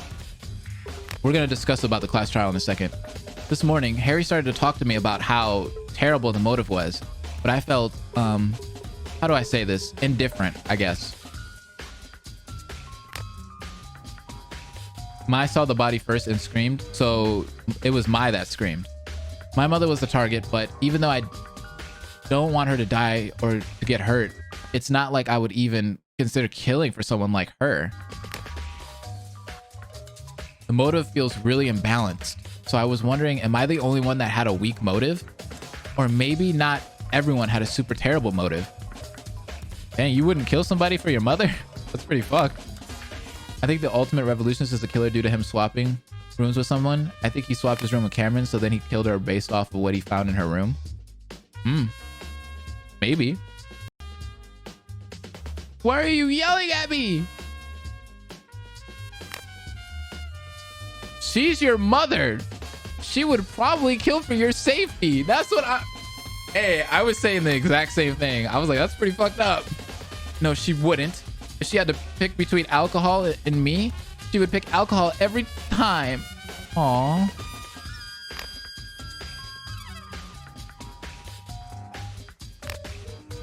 I don't think it was Ikahara though. He's another like red herring.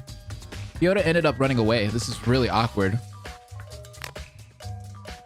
But that was an interesting piece of insight.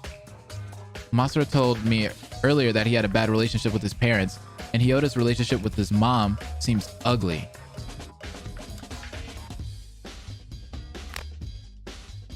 It's strange that Nakomi would give some students weaker motives than other students. Run away, you baby boy.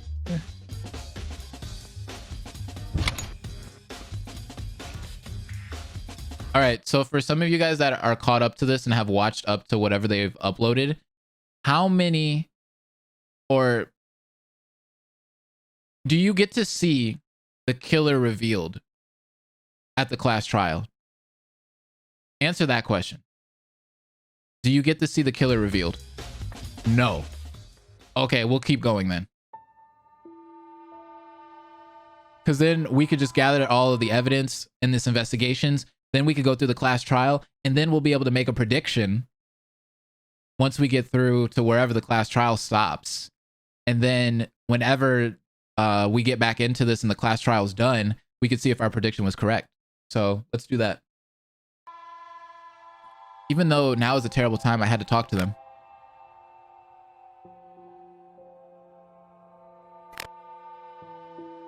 She's not dead.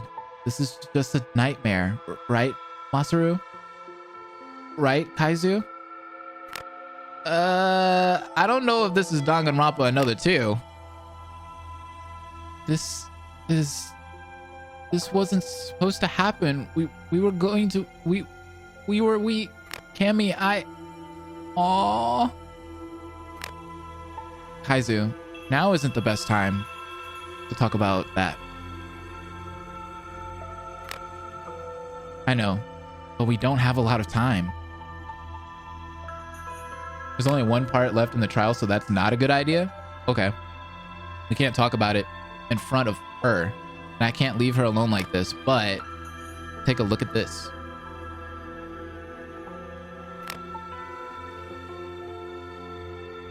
Just like that, Masaru handed me this folded piece of paper. Judging by how Masaru blocked Mai's view with his body and gave me that look. What is this?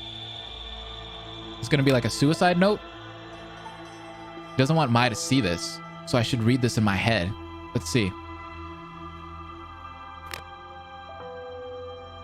Hey Masaru, let's meet up at the lobby after the morning announcements. Instead, I'm writing this letter because I didn't want to wake you up.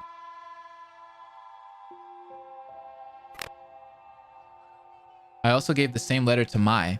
Like I said, let's meet after the morning announcements. In the lobby. Cameron. Okay. Huh? This is a letter for Cameron, but it's strange. Oh, it's for Cameron. Not to mention, it seems like Mai got one too. I looked up at Masaru, but he shaked his head. He knows I want to ask so many questions, but Mai, so we can't talk about this, not in front of her. That explains his willingness to stall on the way there. Ah, Masaru grabbed the letter from my hands. I guess he wants to hold on to it. Yeah, he wanted to stall a lot. Cameron's a foreigner? Damn. Hey Kaizu, are you done yet? Huh. No, but can you help me with something? I want to investigate what's on top of the vending machine. However, I'm not tall nor strong enough to get up there.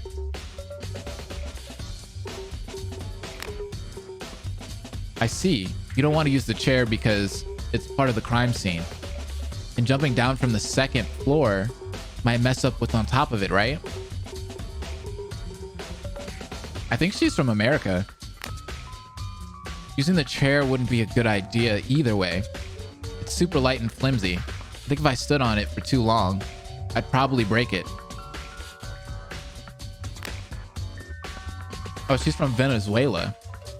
I want to get a better look at the speaker, and who knows, maybe the culprit left something up there that can't be seen from this angle.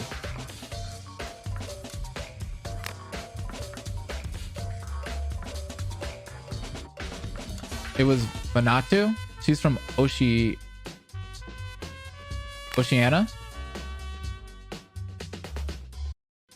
I understand, but how can I help you? I think I may be able to lift you up.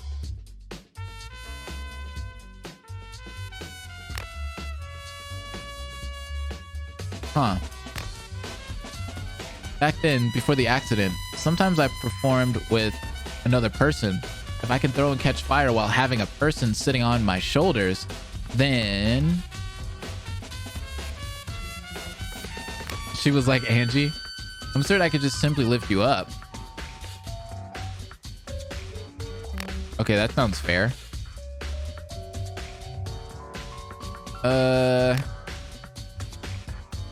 What, scared of heights? What if I am? Is that a problem? No, but Are you sure that's a good idea? Can you just do it? He just wants to see what's on top of the vending machine, dude. It's not like you're jumping off of the building. I mean, your arm. Wouldn't putting weight on it be bad? I'm not a light person. I may be too heavy for you. I mean, if he's offering, you might not be that heavy. Oh, so you're worried about that.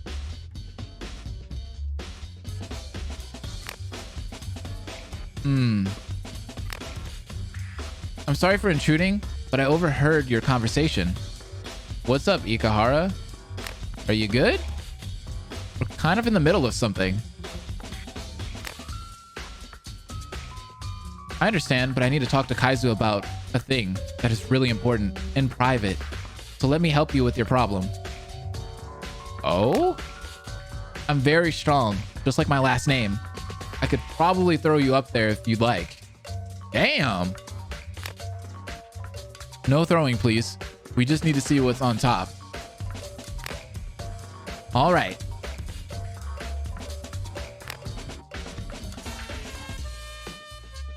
Huh? There isn't a whole lot to look up here, but that's odd.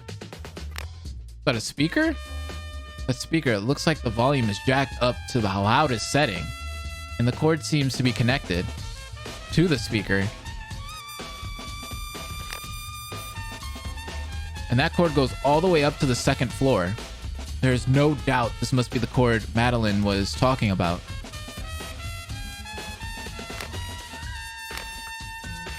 That's strange. It looks like the vending machine's top is pretty dusty, except for this one area, almost as if something was wiped off here.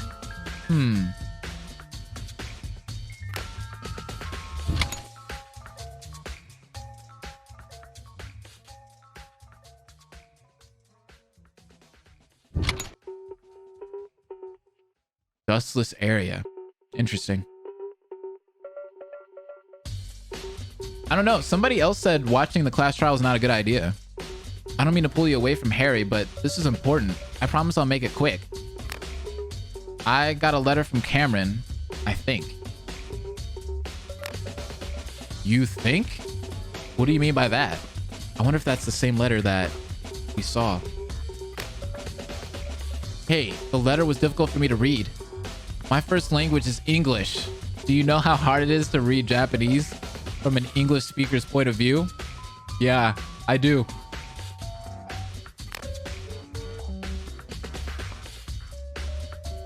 Right, my bad. Just look at this.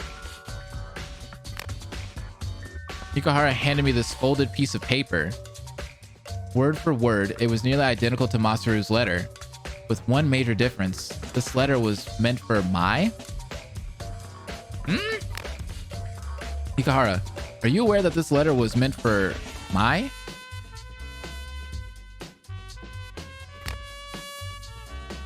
Took me a while, but yes. So wait, if she's foreign, and he just said that this was in Japanese, she can't write Japanese, right? Did you switch rooms with Mai? Yeah, I guess she kept her promise.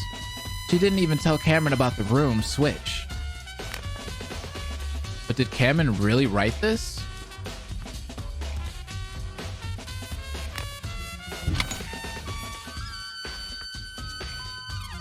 So they didn't know about the room switch, whoever it was. What were you two talking about? Sorry, it's a private matter. You were able to find anything new while investigating Cameron's body? Why, yes, there's a lot to discuss. Okay.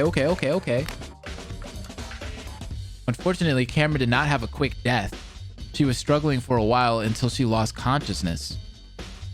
Then from there, we know what happened.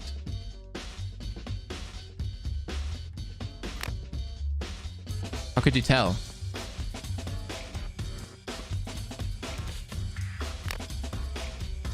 Well, as a profiler, analyzing criminals isn't my only skill. I have experience with analyzing corpses too. Her body resembles a past corpse I once studied, so I wonder if that just counts Ikahara out. if we're going based off the note.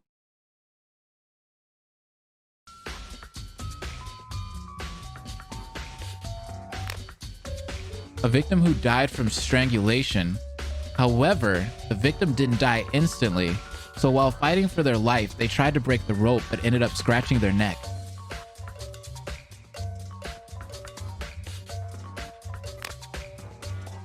Cameron's body is exactly the same. You can see the chunks of dead skin and blood under her fingernails. What about the rope impressions on her neck? Can you tell if she passed away through hanging, or did someone wrap a rope around her neck? I originally thought that too, that the culprit strangled her with the rope, then tried to hide her true cause of death by making it look like she had hung herself, but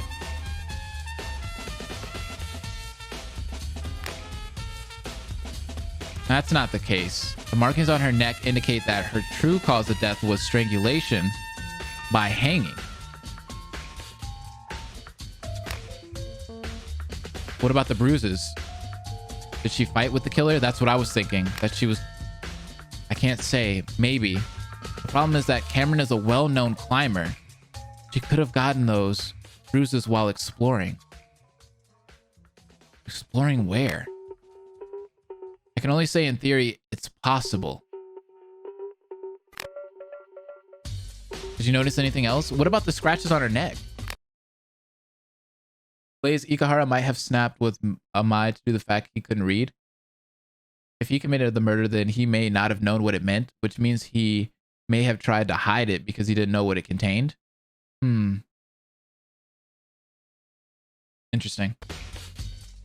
Yes, like I said before, there's a lot to discuss. It's about the culprit and the crime scene itself. The pulley effect? I'm dead. What about it? Harry, did you know you can tell a lot about a killer based off of the crime scene they leave behind? The way how they kill someone, the choice of murder weapon, etc. Yeah, I mean, Jeffrey Dahmer would like decapitate people and like keep their skulls. And then he would try to like hide the bodies in barrels and shit. And then he would use like acid to burn down the bodies as much as he could. And he would do that with pretty much everyone, and he would just drug everyone. Sorry, I know too much about Jeffrey Dahmer. Cameron's killer made a whole lot of mistakes. It's clear to me that this person rushed it. This culprit didn't put that much thought into it. This murder is a huge mess. So they're not good at killing, obviously. This killer did not kill Cameron over a personal grudge, but rather they acted on emotional impulse. Meaning, the killer wasn't planning on killing anyone until the motive. The killer came up with a rushed murder plan within a few hours, then killed Cameron. Blaze, you're scaring me? I mean, okay, how is it weird that I study serial killers? Like, very heavily, actually. But y'all are fans of Danganronpa, which is just kids being killed. And you're solving the mystery, aren't you? Are you not? So how can I be weird when we all like Danganronpa, which is like kids dying in very brutal and vicious ways? That's anime. How does that make it any different?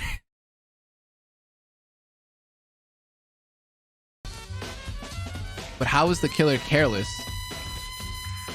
Because Danganronpa has the waifus? You expected me to simply give you all of the answers? I love a man who reads a good book on serial killers with a cup of tea before bed. Hey, right now, I'm actually reading a book on the Zodiac Killer. If anybody wants to know about that. I don't know. I knew that about... Okay, so you did know that. To be fair, this is just R-rated Scooby-Doo. You ain't safe. Exactly! Hello! Why don't I give you a hint instead? In the Nakomi files, look through all the pages. Let's say there are many inconsistencies. Yo, don't be like that.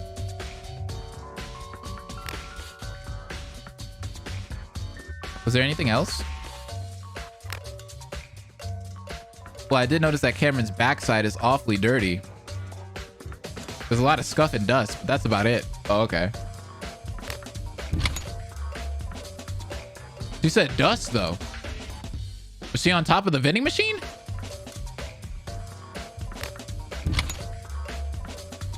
What the fuck? Why would her... Was she hiding from someone up there?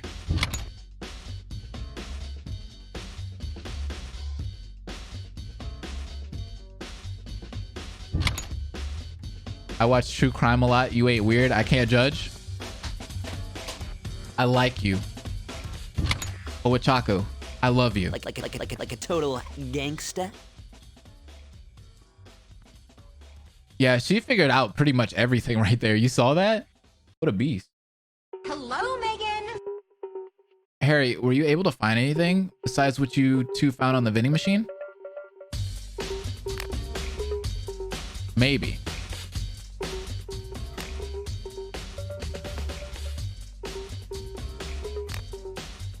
I was looking through the trash cans to see if the killer left something in there. I think I found something, but I ended up feeling dizzy and stepped away from it. So did Cammy get into a fight or an altercation with whoever the murderer was? Ran away into the lobby, hid on top of the vending machine, and then she got caught there? Something happened there? I don't know. If you're going to watch the trial anyway, I suggest when the creator finished the entire trial, we should rewatch it again to refresh our memories. Yeah, we'll probably have to do that. Because obviously, like they said, this is like a huge mess. So it seemed like somebody had to do this within like a few minutes. I was looking through the trash can to see if the killer left something in there. I think I found something, but I ended up feeling dizzy. Dizzy, can you point out this trash can for me? Yeah, it was that one. Harry pointed to the trash can that was close to the staircase. Dizzy, huh? I wonder if...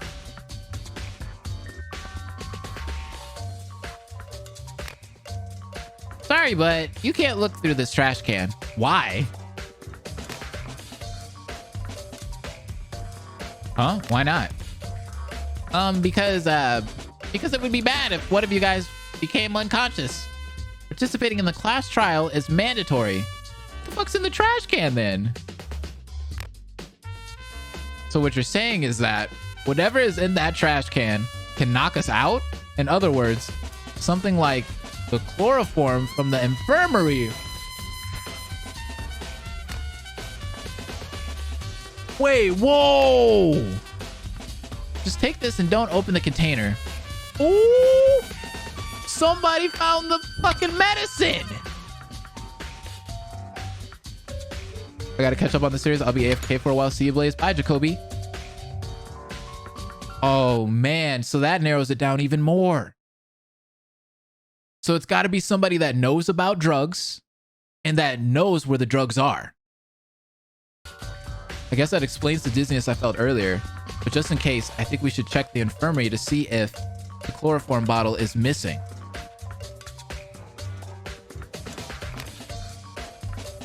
If the killer was smart, they would have made sure to bring back the bottle. But it's pretty clear to me that this killer is a fool.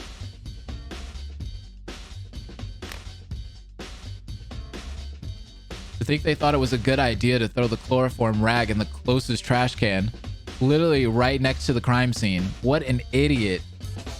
Bro, this is obviously somebody. It has to be a female. It's a female. However, I do agree that we should check. Yeah, you guys can do that. There's something else I want to check on the second floor. So when you guys are done, you can meet up with me, okay? Okay.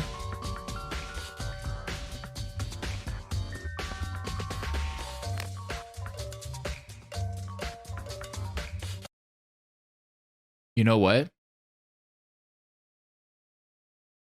Why do I feel like it's Harry? There's two people that are like prime suspects. Harry seems like one of them. And the other one would be Tomoko, of course. I don't know. As I got up to the second floor, I saw the cable that Madeline was talking about. I'm sure she is right. That cable was not there yesterday.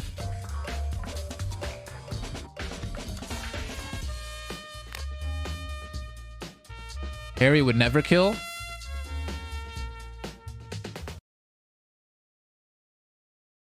Harry would never kill.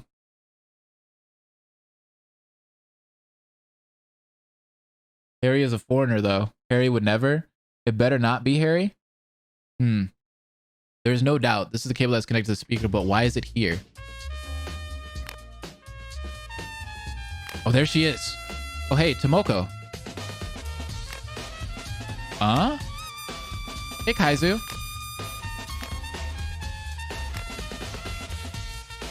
You good? I thought you were investigating with the bitch and the... Tomoko, could you please not insult my friends like that? I know you don't get along with Yua, but... And Harry? Wait, you dislike Harry too? Well, I mean, they're in cahoots. He's, never mind. It's stupid. Sorry, I didn't really mean it. I'm just really moody right now. I'm really just trying to investigate.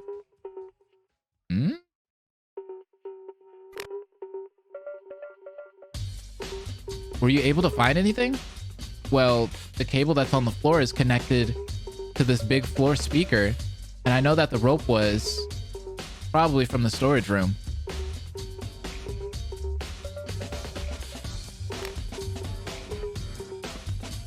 I remember seeing it in the storage room while I was looking for box flowers. I see.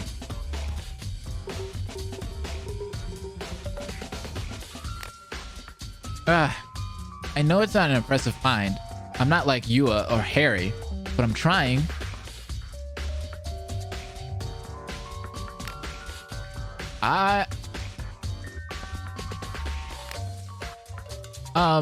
Kaizu, the reason why you decided to reject me yesterday, is it because girl, are we still on that? Are we still on that? Oh, Kaizu, we're back in motherfucker. I seriously can't even get 5 minutes alone with you without Harry Wilcox ruining everything, huh? And you are here too. Oh my god. Kaizu, I'm going to investigate somewhere else. If you want to talk to me, come alone, okay?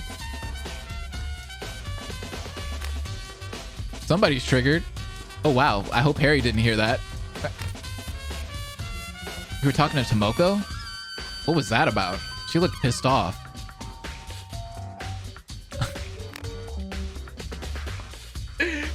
You didn't hear that?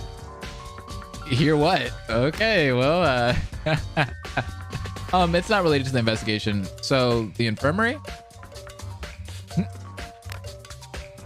Just as I expected, the killer was too stupid to place everything back.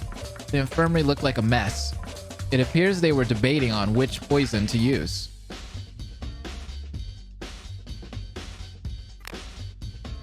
And that just reinforced the fact that this murder was indeed rushed. So what was the thing you wanted to check out?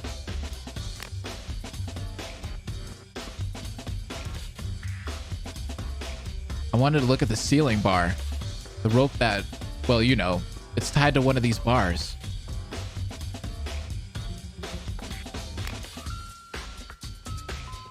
I always thought this area had a strange choice in design. I feel like Tomoko's too easy. Nakomi once told me that originally this was supposed to be a floor window, like in malls or something. But when this building turned into a rehab lockdown,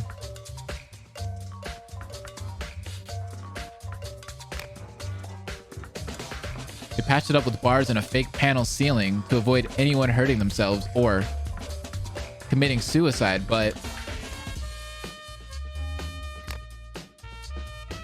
it was cheap, minimal effort. Honestly, if that was their goal, they should have made the bar too small for anything to slip through.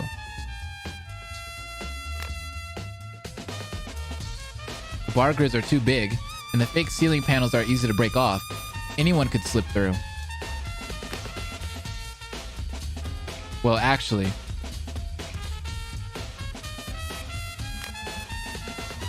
What? Kaizu, what are you doing? I climbed over the safety bar to get a closer look.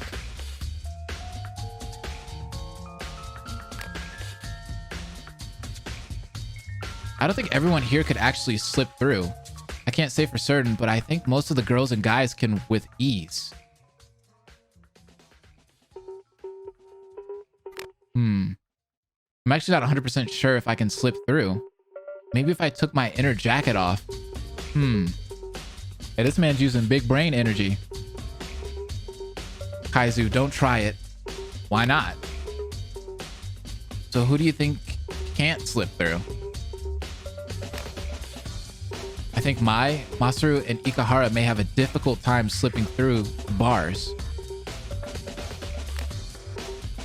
I see.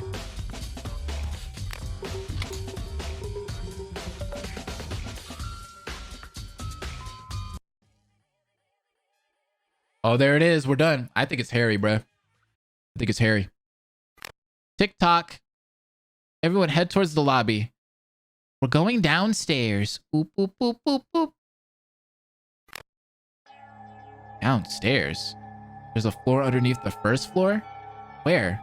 There wasn't a staircase that went down.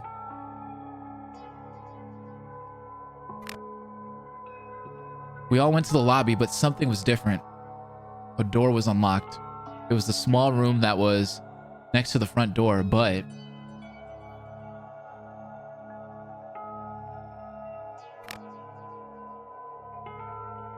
inside the room wasn't actually a room.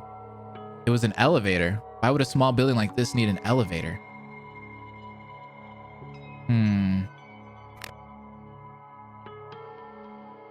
The investigation felt so short. I was scared. Do I have enough evidence to find the culprit? I still don't have a clue on who could have done it.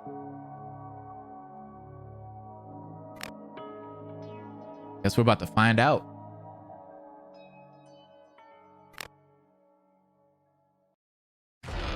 Yeah, we saw the victim. It's Cammy. When the elevator stopped and the doors opened, we were all caught off guard. Maybe we all had the same thought, or maybe it was just me. Oh, I liked how it like kind of skipped to the elevator part. So normally Danganronpa would have had like some huge ass speech there. The trial room looked heavenly while our situation is ugly and hellish.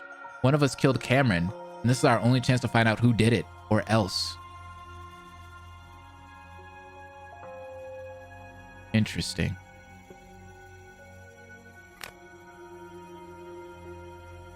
In order to live, someone else has to die today.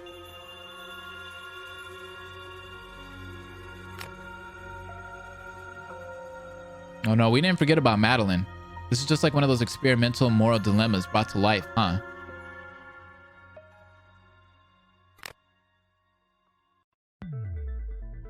Now then, let's begin with a simple explanation of the class trial. Here we go. Let's do it. In the class trial, you will present your arguments for who the killer is and vote on who done it. Yep. If you vote correctly, then only the blackened will receive punishment. But if you pick the wrong person,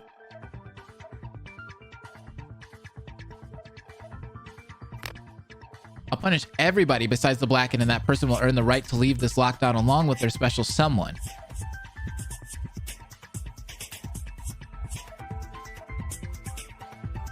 Here we go. This is gonna be fun. Also, there's no need to worry. This trial will be 100% fair. So they say. How is any of this fair? No one wanted this to begin with, you know? Boop, boop, boop, boop, boop. But I wanted it. Now then, let's begin. I have a question. How come you're in a different room than us? Oh, that's different.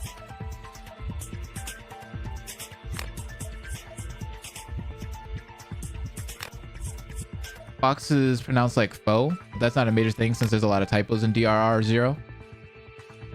Thanks, I appreciate that. Doesn't sound like it. So this is actually real? This isn't like a bad dream, right? I wouldn't be surprised if one of the cases where the reason is love and a couple who love each other murders to escape.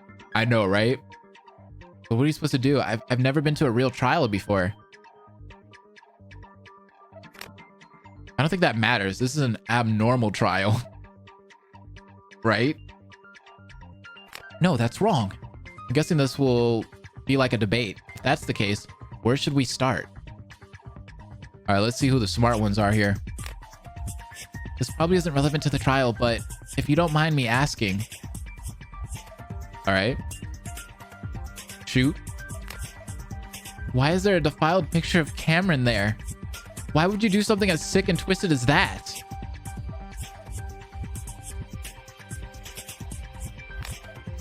Oh, that? I wouldn't want Cameron to be left out just because she died. Everyone must participate in the class trial, regardless of death. Ouch. That kind of hurts. So, is there really a killer among us, though?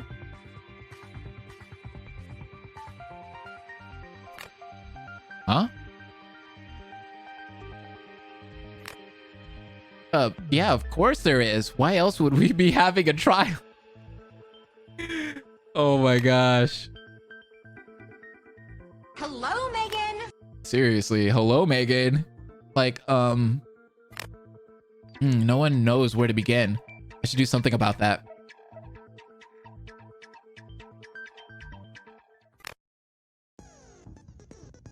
All right, we got our truth bullets.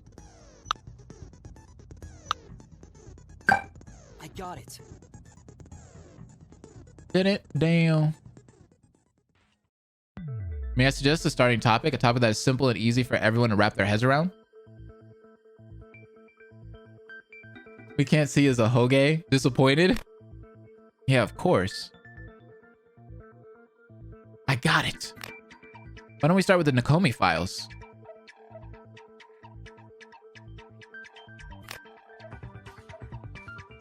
What about the files? In order to make a cohesive vote, we all have to be on the same page. Understanding how the victim died, the murder plan, the motive, and the identity of the killer are crucial when voting.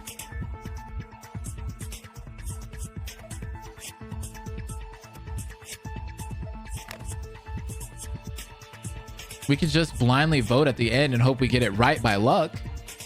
Hey, that could work. Oh. You were seriously planning on doing that? Yeah, why not? Whatever. I'll just go along with everyone then. Whichever sounds the most logical. I guess he doesn't want to help. Okay, but isn't it a waste of time? Everyone had access to it. Unless they're an idiot. You should have read it beforehand.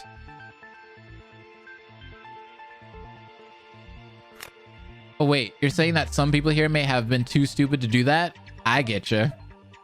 Or some people just didn't want to. Like the girls that just wanted to talk about food. You know, for some of us, Japanese is our second language, and the Nakomi files were only in Japanese. I think you've made that clear a couple of times. Also, this whole thing is overwhelming for most of us, so no, it's not a waste of time.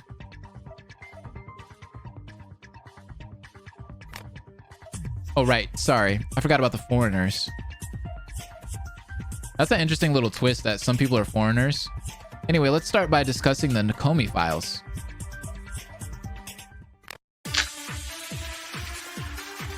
We got one truth bullet. We got two truth bullet. Hello, Megan. Who's ready for Derpy Kaizu? That the victim is Cameron Ott. Yeah, we know that already. Her body was found by Mai, Masaru, and Kaizu in the lobby. Yep, that's true.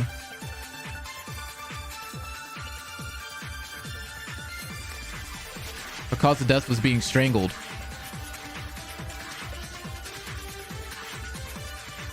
Okay.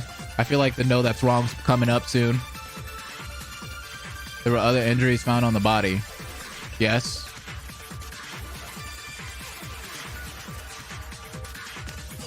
Aside from the bullet graze on her leg. Okay.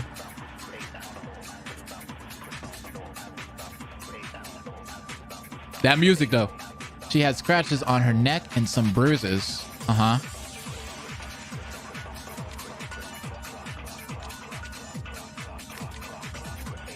I wonder how she got those scratches.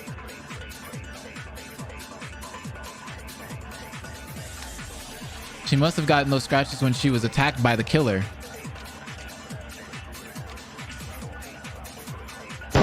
We don't really know that. That's wrong. No, that's wrong. I like how that looks. Wait, do that again. No, that's wrong. Hey, that's fucking dope, dog. No, that's wrong. I'm wrong. Yes. I'm gonna get those scratches marks on her neck from an attack. Anya, she got those marks while she was being strangled, right, Yua? I still can't believe that one person put this all together. That's what makes this so cool. The scratch marks along the neck is a common injury when it comes to strangled victims. Not to mention there are traces of dead skin and blood under her fingernails that further proves it. Oh, I see. I didn't look at her fingernails, so I didn't notice. I'm sorry. You're good.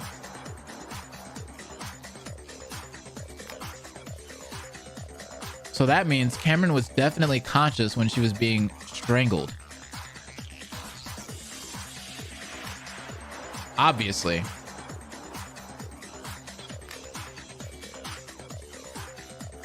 Huh, she's just like looking like, oh, whoops. Okay, now let's not forget about the last thing on the Nakomi files.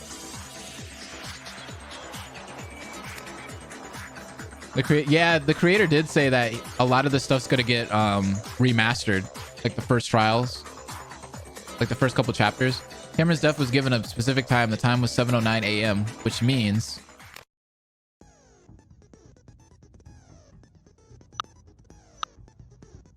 it would have to be the second one, right? Yeah. Got it.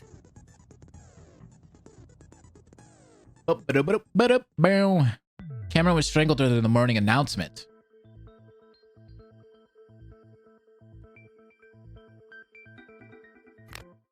Huh? Really? That's weird. What's weird about it? Huh? Some of these transitions are clean. Can you elaborate on that? What's strange about that? Exactly. But it's no. Sometimes you'll find yourself in a debate where no one really says anything wrong or contradicts the evidence. However, someone might say something interesting. Elaborate. I like that. Elaborate. To keep the conversation going, choose the electric teal text to make that certain someone elaborate. Dude, it better have like a really cool voice clip for it too. Elaborate. Well, I mean, isn't the time of death kind of strange? I mean, I slept in today, but weren't most people awake by then? And like, she was found in the lobby, right?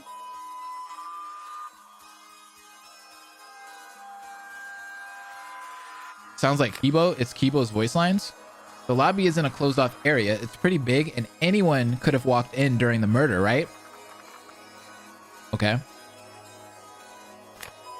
Why wait until the morning announcements to kill someone?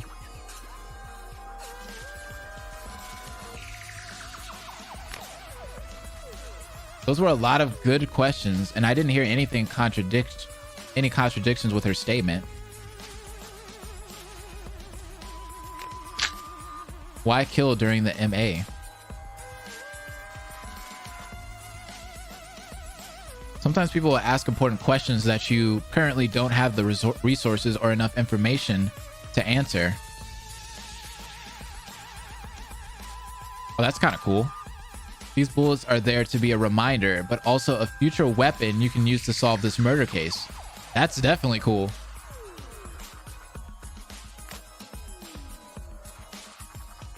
When the time is right, you'll know when you can answer it and use it. Lion, that's a good question, but I don't have an answer for that yet. I'm sure if we continue this discussion, I'm sure the answer will emerge.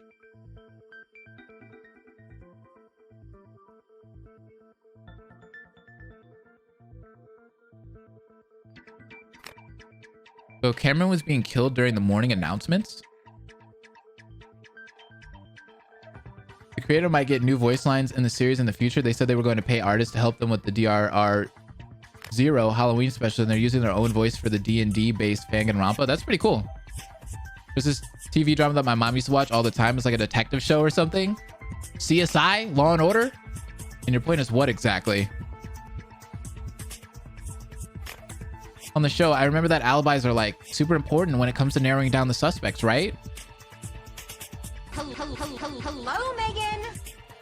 Why are you telling us stuff that we already know? If the killer killed her during the morning announcements, then I know that a lot of people have alibis. Give this girl a fucking medal. She just solved the whole entire reasoning for this trial. So the killer is someone who doesn't have one, right?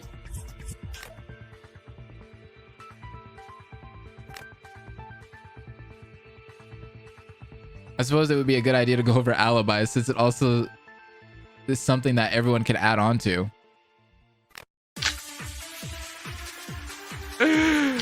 Oh dear. There are a lot of Megans here.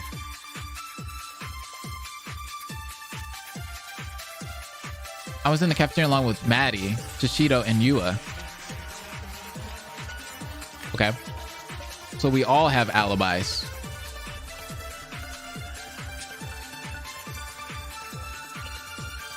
Okay. I was next to the gym with Harry up until the BDA played.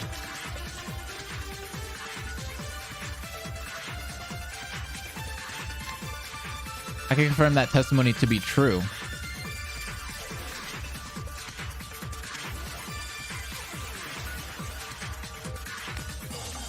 I was with Anya outside of my dorm room.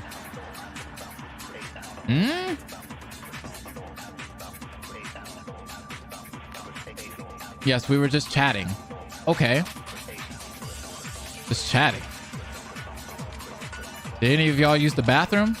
I was on the second floor near the dorms.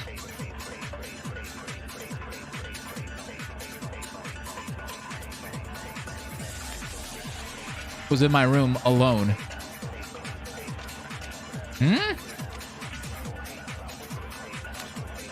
I didn't get out of bed until the BDA aired. Okay. Yeah, I was also in my room until the BDA.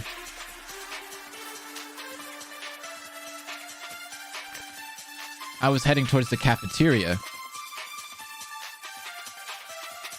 You sure about that? On my way, I saw Masaru, Mai, and Kaizu. Wait, hold on. Huh? Right, I did see you in the hallway during the MA. I do remember that. But wait.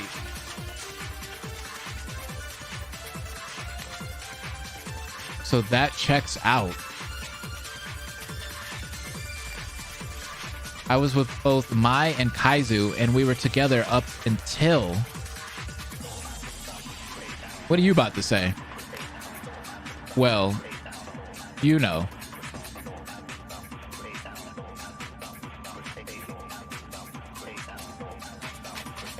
Wait, so does everyone have an alibi? No, that's wrong.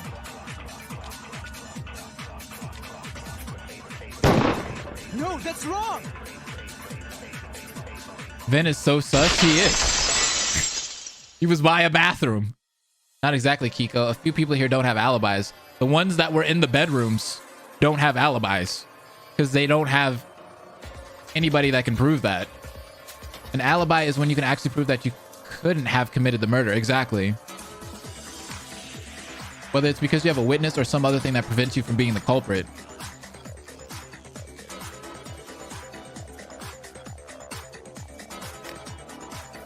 Prove? Who doesn't have an alibi? The little girl with pink hair is literally Sherlock.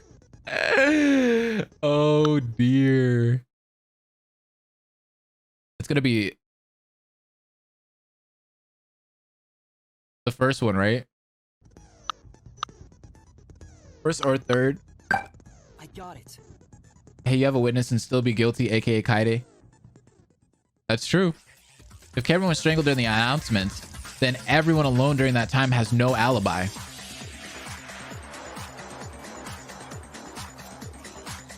Callister, what's up? This means Sataro, Lion, and Ikahara don't have alibis. So even though I was in the hallway near the dorms, because no one saw me during the morning announcements, I don't have an alibi? Yes. You are right. Yeah, exactly. Yua, thank you. That is correct. Okay, so we figured out that 3 people here don't have alibis, so that means the killer has to be one of them.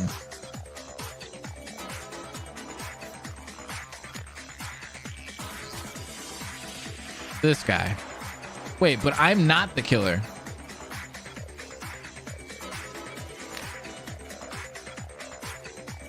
It's not me.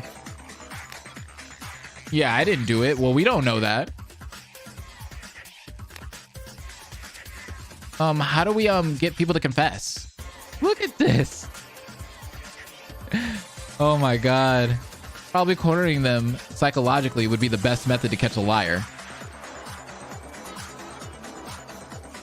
It's me, Kanako, from the YouTube stream, but with the name Callister. Hey, what's up? Welcome. But I'm not good at that kind of thing. You're a talented profiler, if I recall correctly. Wouldn't you be able to tell if someone is lying?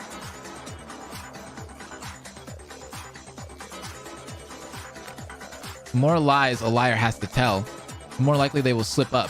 The further we'll get through this trial, I have no doubt I will be able to spot it.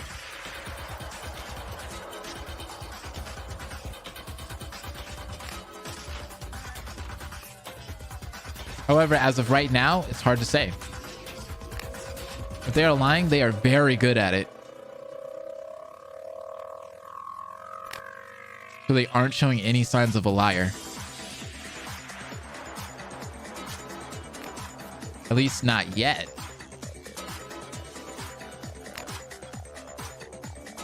Maybe you're just not as good as you think you are. I mean, you did get rejected after all.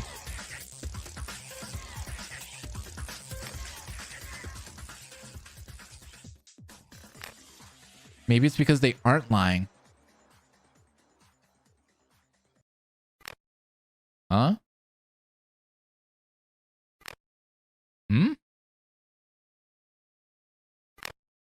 Maybe they aren't the culprit. Okay. Okay. Of course one of them has to be the culprit. Those 3 are the only ones without an alibi. Who else could have done it? She's getting mad. Can we turn down a little bit? You good? Well, that's not exactly true. Huh? Actually, there are 4 people without an alibi. There's a 4th suspect. You talking about Ven? 4 suspects. Is Hyoda suggesting what I think he's suggesting?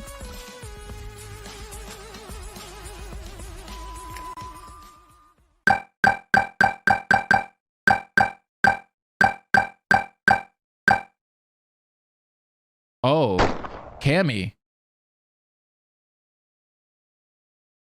Oh, he's going real big brain.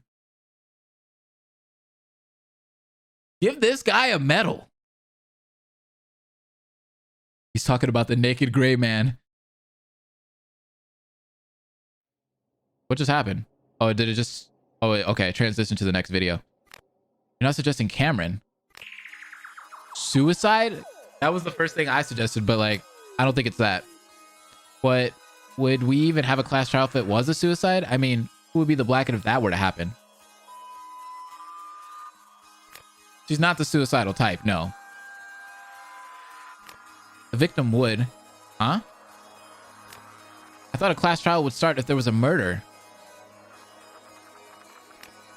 Well, if someone were to kill themselves, they would both be the victim and the culprit that ended the victim's life.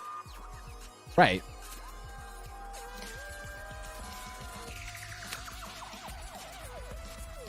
But we also don't know what her motive was either. Suicide is a murder of oneself. It is totally an option, though not my favorite kind of murders. So like, is this a suicide or a traditional murder? That's your job to figure out. But remember, there is a time limit. If you guys don't figure out the culprit before time runs out, everyone but the blackhead will be punished.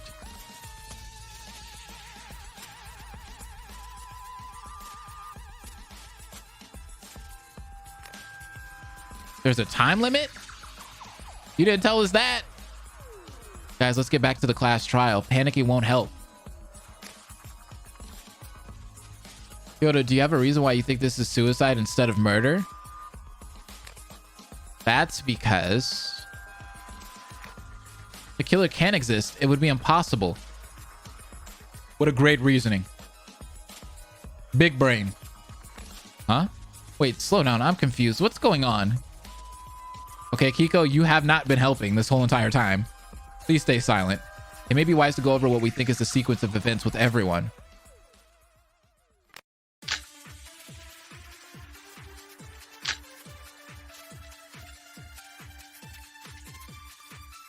Elaborate. So the killer somehow lured Cameron out alone to the lobby.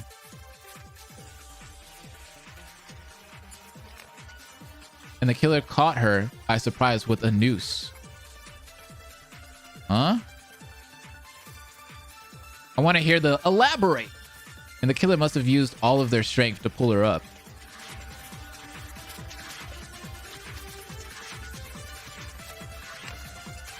To hang her.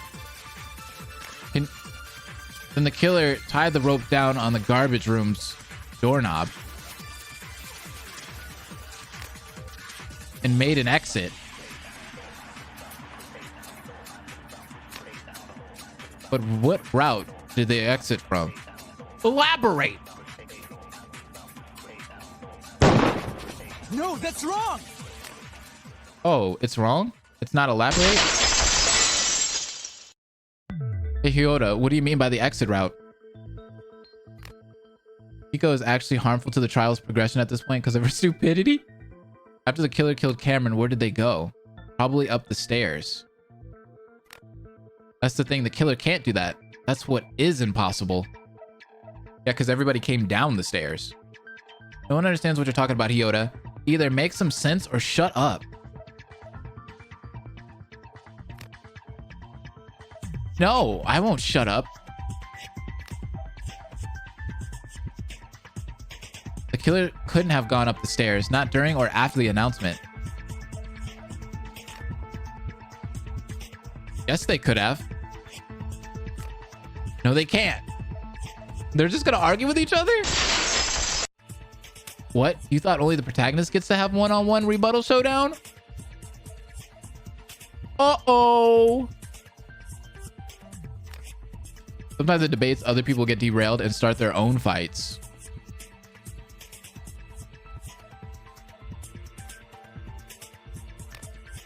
It's your job to break up the fight by finding contradictions in one or both parties. Tomoko is being very hostile. Oh, you have to pick your truth bullets? That's different. That would have been interesting to play. That's kind of dope. I got it.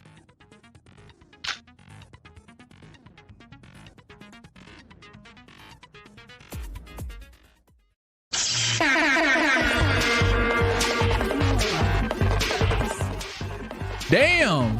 This murder is impossible because there's no place for the killer to go. No, that's wrong. The killer probably just went up the stairs and went straight to their room. Go ahead and slash that.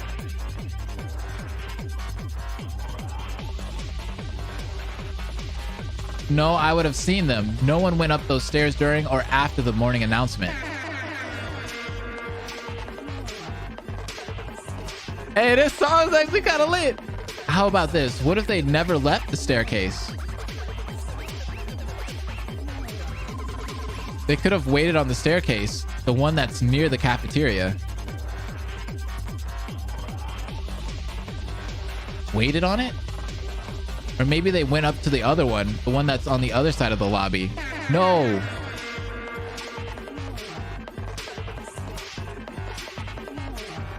And those aren't the only options. The killer could have never left the first floor.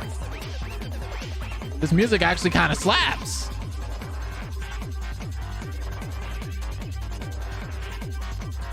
Some hardcore shuffling with this song. Could you imagine? They could have stayed hidden then. Pretend to rejoin everyone when no one was looking.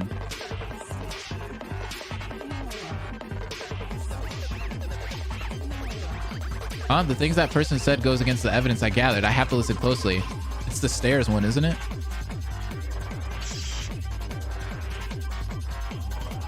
Okay, now they're actually playing.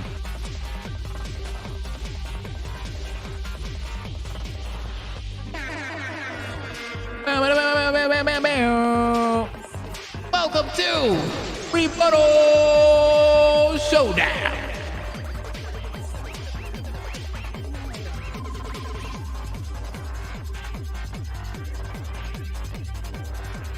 Why is this shit so intense? I love how he says one thing and then she shouts back at him for like 7 text boxes. Go ahead and shoot that. Maybe they went to the other one. That's one that's on the other side of the lobby. Shoot it again. Those aren't the only options. The killer could have never left the first floor. Okay.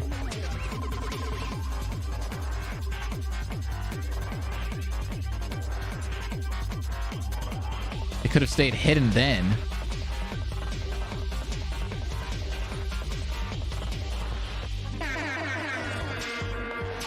Shoot it!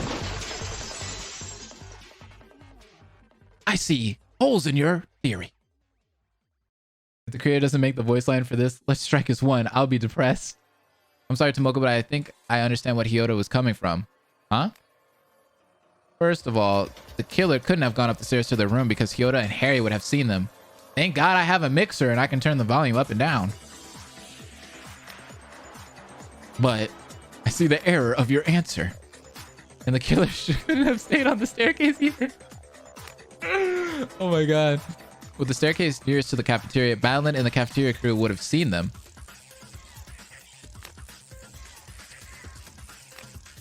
And after the announcement, Masaru, Mai, and I were on the other side staircase, so we would have seen someone if they were to take that route, right?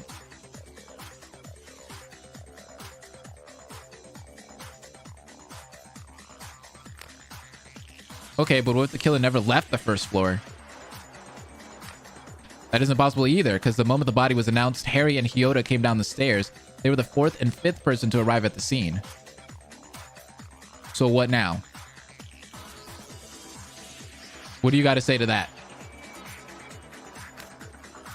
Not down twice in one chapter? And according to Harry, he was watching both of the staircases and confirmed that everyone came down using one of the staircases. So... oh, bitches, she's coming back. What the fuck? Let's get it. You want to get rejected like 8 times this chapter? I can't accept that as a fact. Huh? What do you mean? It's nothing personal, but I cannot accept Harry's account. It's not enough. Damn. Oh yeah, I forgot. Harry's account.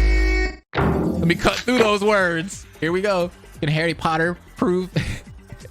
Harry Potter. What if he made a mistake or remembered wrong? You're trying to tell me that when Harry saw a dead body. It's all personal. He became super efficient and watched the area like a guard dog. You know we're not fictional characters. People don't react that calm and collected when finding a dead body. No, that's wrong. This actually is a fictional world. We're in an augmented world right now. Don't break those 4th walls. I'm sure there's more evidence to back up his claim.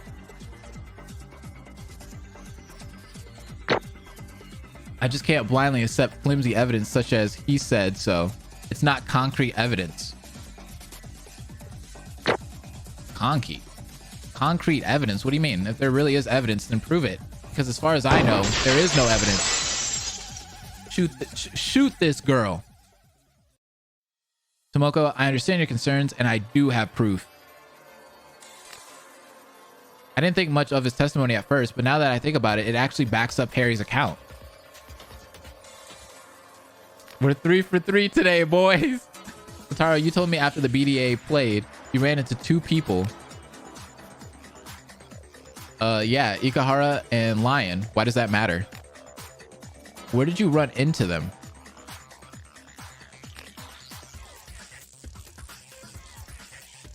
in the second floor hallway. Harry wasn't the only one to keep an eye out. Yoda was watching the staircase too. I was outside of the gym since 6:30 a.m. and no one came up the staircase. Well, there that is. The only people who went down the staircase before the BDA were Kaizu, Masaru, and Mai. And I know what I saw. I'm sure of it. Every single person came down by using one of those staircases, so no one was hiding on the first floor.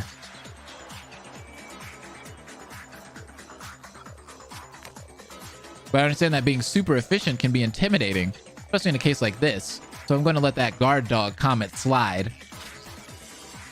Sheesh! What's up, Josh?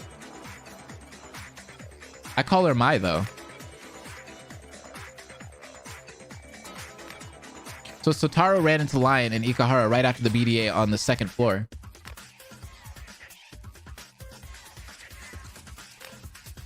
But if those three were on the second floor right after the body discovery announcement, and if no one took the stairs from the first to the second floor between 6:30 a.m. and the body discovery announcements,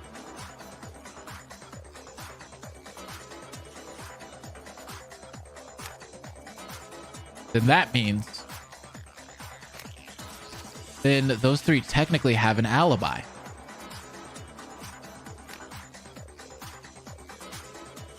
The streets don't want Tomoko no more? But I thought we agreed that those three didn't have an alibi like 10 minutes ago. Now they do have one? See, I told you that I'm not the killer.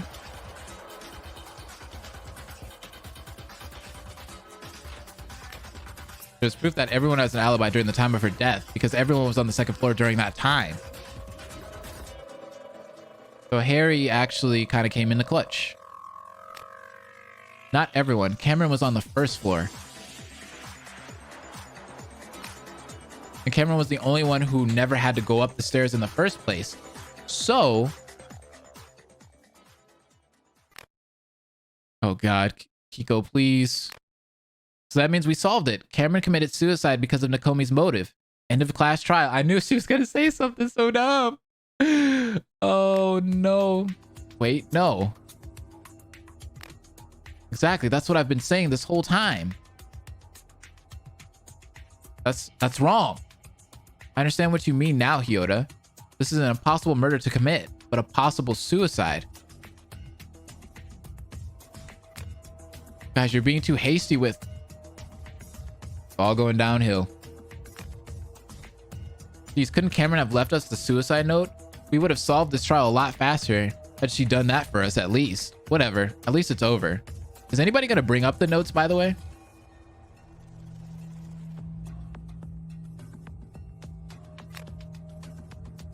Cammy would have never committed suicide. Ooh. But you only knew her for like, what, 2 days? Anyone can be suicidal. Cameron was killed. No, I think this is clearly a suicide. Oh my God. Please.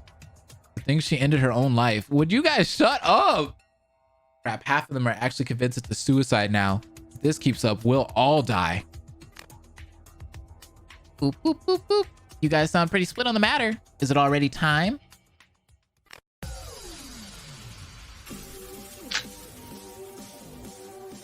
Scrum debate. Have you ever seen a Danganronpa kid that's more of a numpty than Kiko is? No.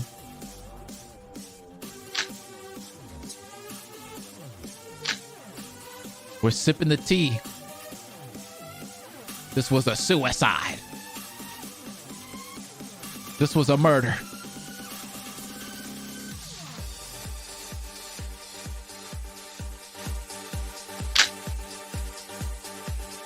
You know, a minute ago, Kaizu proved Hyoda's point on it being a suicide. The hell are you talking about, girl?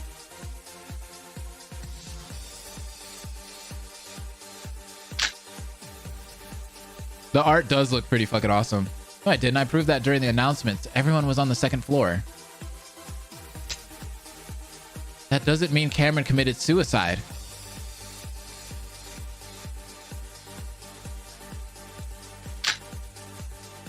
But everyone had an alibi, so no one could have killed her. That's not true. They look like they about to duel. Alibis can be proven to be false or irrelevant depending on new information that surfaces. Hello?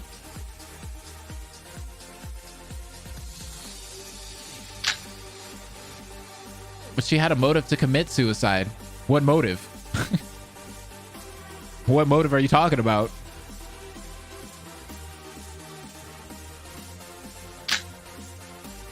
The motives were meant to invoke someone to commit a murder, not suicide.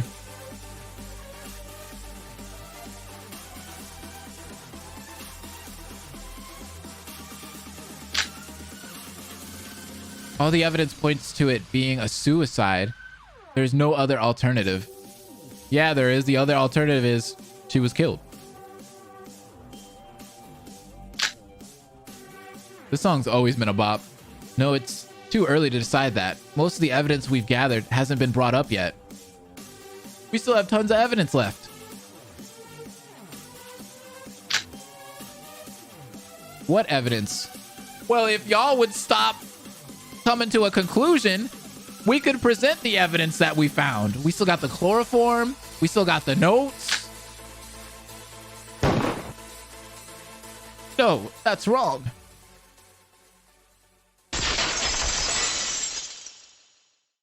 If no one was in the bathroom, then we know who there. Then we know that there was no killer. It's true. No one could have killed. Inconsistency? What do you mean by that? While investigating the body, we did consider suicide as a possibility for a moment. However, here's our path. This is our answer. Based on the inconsistencies, we concluded that it's an impossible suicide.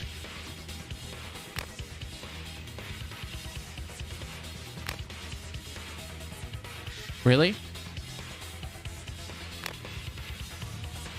It's an impossible suicide. How? What inconsistencies? As a matter of fact, I have counted at least 6 inconsistencies that would prove she couldn't have committed suicide. Why is Hyoda looking guilty? Low key.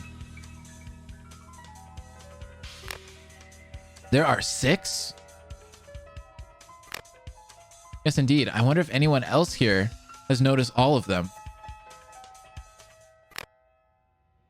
The inconsistencies Yua is talking about were mainly in all of the pages of the Nakomi files. I should have looked at them earlier, but better late than never.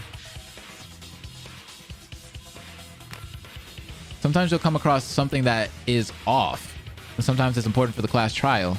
Okay. Look for the things that are off the eye cursor. Each eye spot, its segments will have different amount of off-putting things to find. This sounds interesting. So this is it, huh? These are just heights and weights. Wait, something doesn't add up right.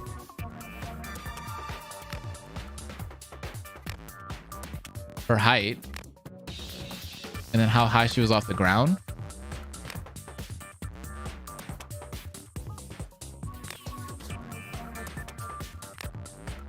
The timing. Cameron's height is 149.86 centimeters.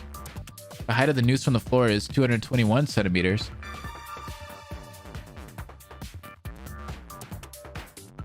Suspicious items at the scene of the crime. The height of the chair seat. The time of the death being strange. Where the rope was hung up. The distance between the floor and the ceiling. Why was the chair so far away from the rope? I got it.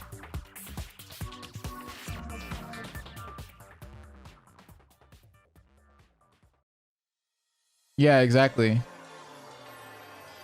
She wouldn't be able to stand on the chair while in the noose. She's too small, she would hang regardless. Exactly. To make it simple, I think it's best to explain them one by one. First, let's talk about heights and weights.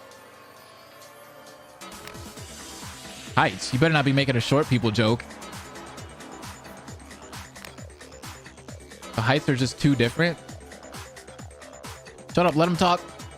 Well, in the Komi files, it says that Cameron is about 149.86 centimeters, but I don't understand how her heights mean it's not a suicide. Oh, come on, girl. Obviously, he doesn't mean her height alone, idiot.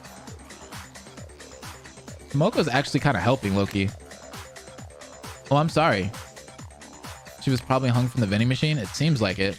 Anyways, the main heights I want to talk about are the chair, Cameron, and the noose itself. When the chair seat is standing upright, it's only 40 centimeters. The vending machine is the only thing that makes sense, especially when you put that in comparison with the dust on her back. So it's like somebody lifted her up there. The distance between the lobby floor and the noose is roughly 221 centimeters. Okay, so you just listed a lot of numbers. So what? Called doing the math. If Cameron were to stand on the chair in order to hang herself, combined they would be roughly 190 centimeters. However, the distance between the noose and the floor is 221 centimeters.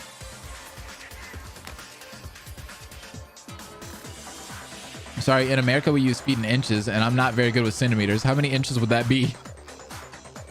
That is true, we do use inches. This man said, funny how Lion, Ven, chilling, sitting down and using some pizza, pops, and popcorn. I believe in inches, that would be roughly 13 inches. And she's only 4'11". That's a little more than a whole foot.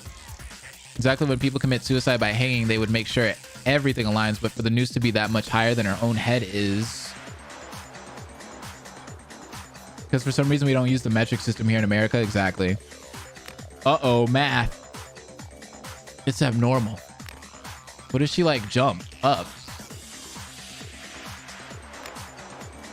No, that's highly unlikely.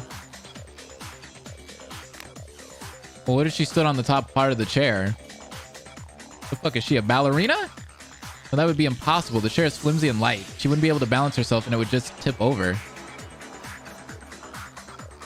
There's math shit I didn't study.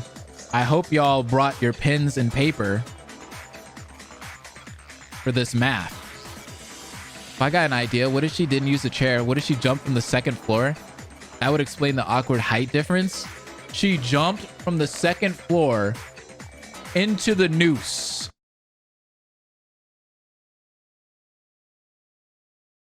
She jumped from the second floor and perfectly landed into the noose. Can we... She jumped from the second...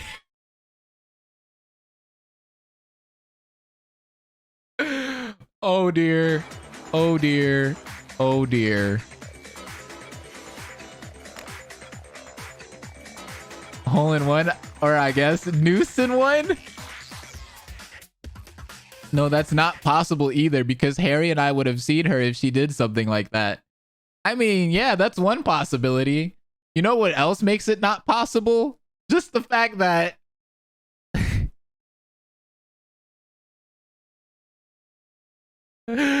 oh my god, gravity. There's just so many things. Oh right, I forgot. If she had done that, I'm sure her neck would have snapped from that height, but there are no signs of that. Exactly. Big brain energy. Right here, Yua. Thank you. Might I add that she jumped from the second floor? What was the point of having a chair there? Not to mention that speaker on the vending machine. Oh dear. Can you just... This is what we do. This is what we do, right? We take Kiko, we put her in the timeout zone, which she'll have her own little zone, like off to the side, where she can just kind of play around and come up with theories on her own as the big boys and kids over here figure it out. However, if Cameron was the one who set up the rope, she would have gone to the second floor to hang the rope on the ceiling bars.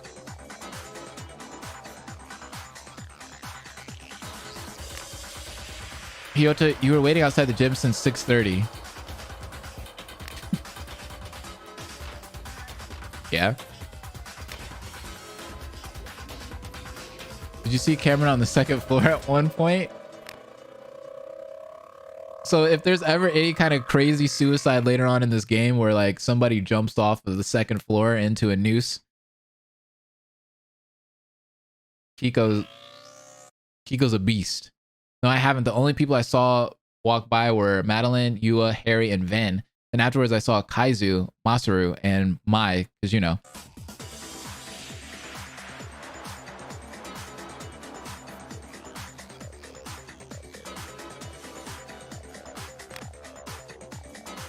Where is Kazuichi when you need him?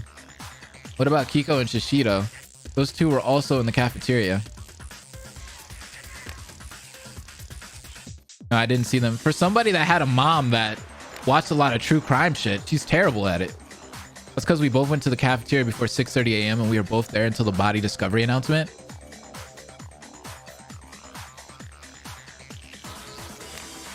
At what time? I think we both came in around the same time. It was a little after 6 a.m. Did any of you see Cameron on the second floor? Nope. No. Casa Cerrado for her own good? Maybe so. So if the theory of Cameron committing suicide is right, that would mean she set up the noose before 6 a.m. But she died at 7:09 a.m. So she waited a full hour. Yes, isn't her time of death strange when you put it to that perspective? Can we just rule this out? Can we stop talking about the suicide now? Okay, then how about this? Cameron is a well-known I almost said ice climber. Been playing too much Smash Bros. Is a well-known climber, right? She didn't jump from the second floor. What if she jumped from the vending machine? How would you do that? How would you jump from the vending machine? The time gap maybe was just her contemplating. Yeah, the time of death means nothing. It's not like it was planned. She was just contemplating. That contradicts some of the evidence I have. That contradicts like all of the evidence I have.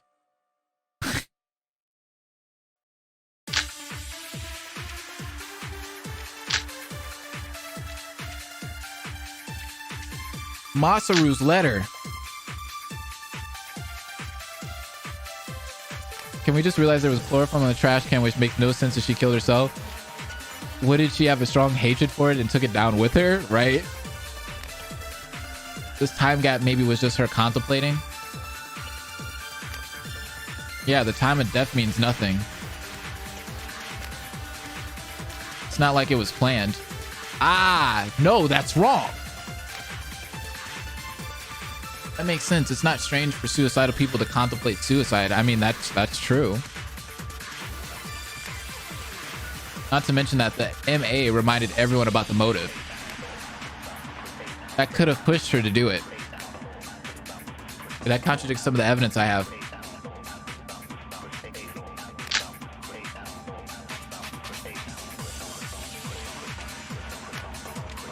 No, that's wrong. Hiko is so stupid she makes Hagakari and Himiko look like geniuses.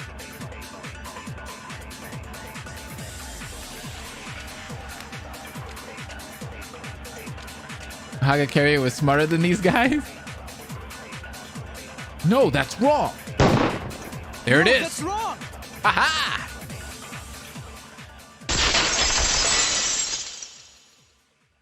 Madeline, you're boring and dumb. We already have one Samugi. Please leave. It might have been chaos. Maybe. Do you know why Masaru, Mai, and I decided to meet Cameron at the lobby? Why the f would I know that? It's because Masaru got a letter this morning from Cameron, allegedly. Allegedly. Okay. Or, oh yeah. So now we finally get to the letter evidence. Finally. We've moved on. Yes, I got a letter, allegedly from Cameron. It reads, "We are done with the suicide thing, please. Hey, Master, let's meet up at this lobby after the morning announcements instead. I'm writing this letter because I didn't want to wake you up."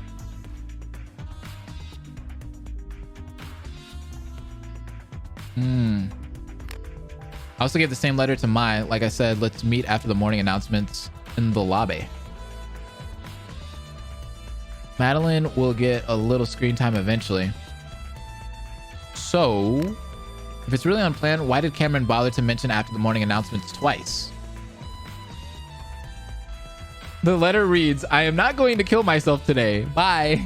Laters." The timing of her death and the time mentioned in this letter is too strange for it to be a coincidence. Wait, may I see that letter? Here you go.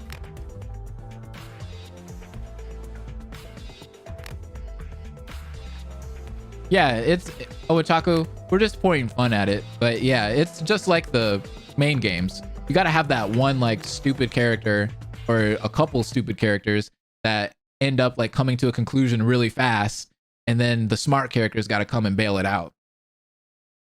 This letter, it's written in perfect Japanese. Perfect Japanese.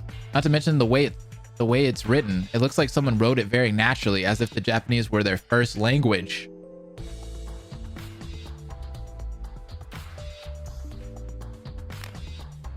You can tell just by looking at the handwriting. Yes, speaking in Japanese is one thing, but writing in it is a different story. I don't think Cameron wrote this letter. Because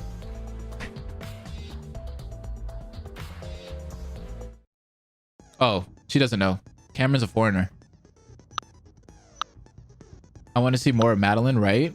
I got it. I got it. A plus. Cameron isn't from Japan, and Japanese is her second language.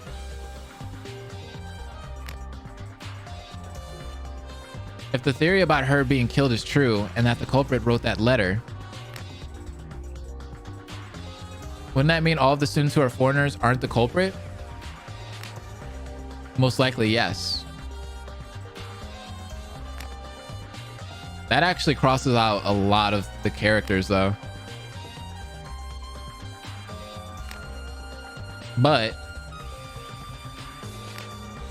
no, you shut up. This whole suicide theory is your fault. Stop being so stupidly stubborn. I mean, she's not wrong. Like, I'm getting annoyed too. I'm not being stubborn. But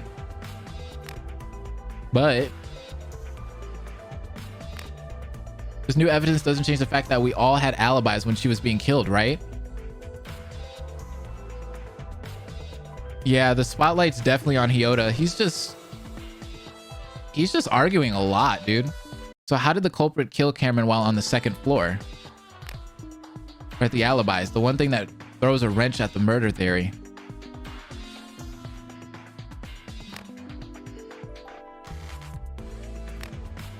Oh. Oh no. What is it, Madeline? What happened? I just thought of something terrible. It was sort of on my mind the whole time, but I never really mentioned it.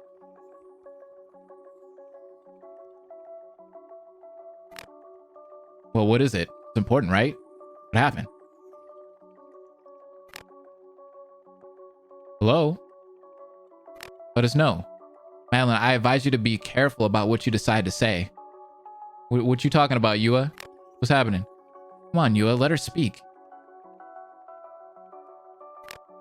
I'm sorry, I really don't like bringing up conflict, but I just realized something strange. What happened? Why do you have so many bows? Strange. Isn't it strange that no one brought this up yet? I'm rereading the rules. The Blacken is allowed to take one person of their choosing if they win this class trial. An accomplice? I was thinking that...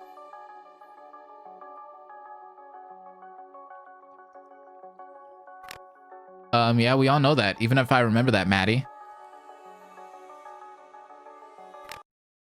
So why haven't we brought up the possibility of an accomplice? An accomplice, huh? You mean you think two people may be lying to give each other an alibi? Ooh. Well, but I don't really think there's an accomplice for this one. Although if there were one, wouldn't Harry and Hyota be the most suspicious?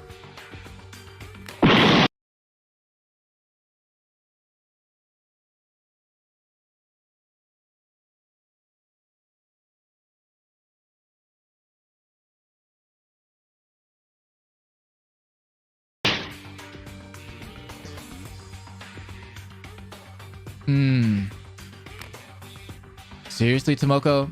I get that you don't like me very much, but making up stuff just to... She really hates him. No, she has a point. Excuse me? We've been talking about this for like, what, an hour? And I still can't pinpoint who could possibly be the killer. All because of the stupid alibi debacle.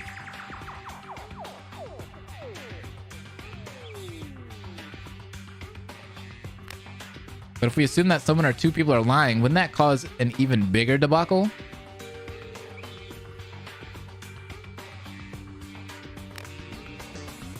But we shouldn't ignore that possibility.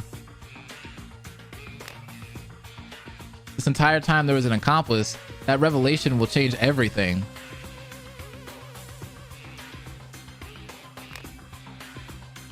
And I barely understand this whole thing.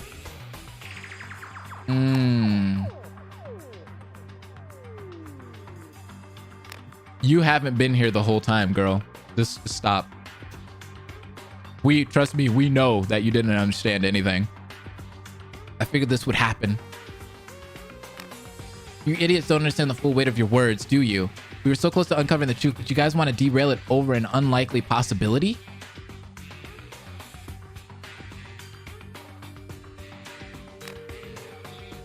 Shut the f up. It's not unlikely. Like, long story short, the entire foundation of this, or whatever you call it, everyone has an alibi. Only works if Hyota and Harry are telling the truth.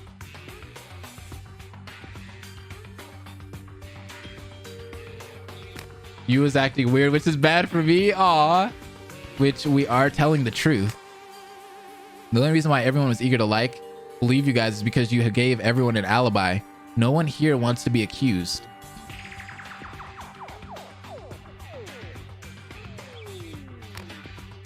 But clearly we can't solve a case if we have no suspects. So if everyone has an alibi, then something isn't right.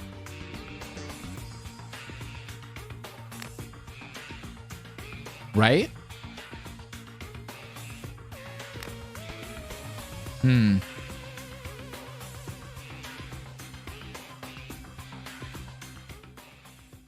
That's the end of that episode. I don't know, Chief. How many more we got? 2 more and they're 15 minutes long? All right. Let me use the bathroom real quick. I'll be right back. I'm gonna put some inspirational music. Make you guys feel good. I will be right back. All right. I'm waiting for 1,000 people in the chat to be like, did you wash your hands? Did you? I washed my hands, okay?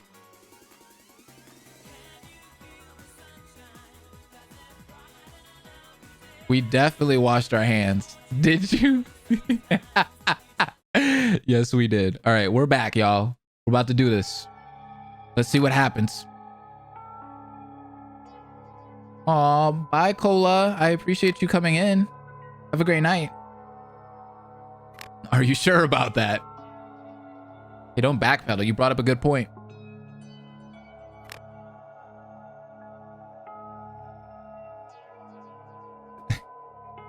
It's not, the question is not, did you wash your hands, but did you kill anyone? Here we go. A so-called good point that you're not even confident in. My goodness. Jeez. Hey, stop picking on Maddie. You know, I don't like the way you've been acting since day one. Hey, you was kind of acting like a bitch, low-key. I don't know why she just flipped out of nowhere. Acting like you're smarter than everyone in the room. Acting. I am smarter than everyone in this room. No offense to Kaizu and Harry. What the hell? It's fine. Okay, if you're so smart, that means you could prove that there aren't any accomplices, right? I don't know what's making her assume that she's the smartest in the room. Well, go on. We're all listening. Do I have any evidence? I didn't even consider the possibility of an accomplice. I wasn't looking for any to disprove it.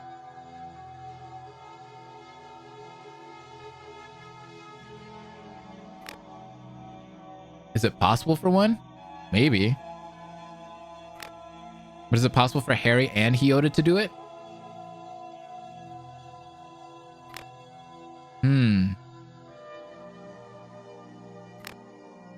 No, it's not possible. Even without proper evidence, it would be illogical to assume it. All I need to do is to convince them that they're wrong. No, you're wrong. Hold on, Kiko. The thing about evidence is that it goes two ways. Before we explain why it's impossible to assume that Harry and Hyoda are working together, first explain your evidence.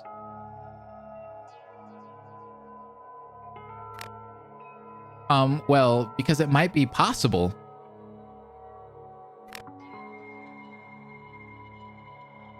Oh. She's not having fun. Kiko, you can't, like, explain it like that. Well, I don't have a perfect picture in my head on how it might have happened, but I do have a lot of questions. She has gone from baking a sweet apple pie to recycling that 3-year-old fruitcake with white chocolate from the trash can. If you could give us a good reason, I'll take what I said back, okay? Why was Hyoda standing next to the gym for so long? Why was Harry so prepared to look for everyone's alibi?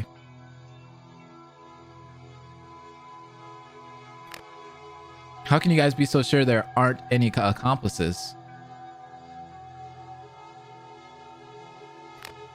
I think we can answer all of these questions. Why was Hyoda standing next to the gym for so long?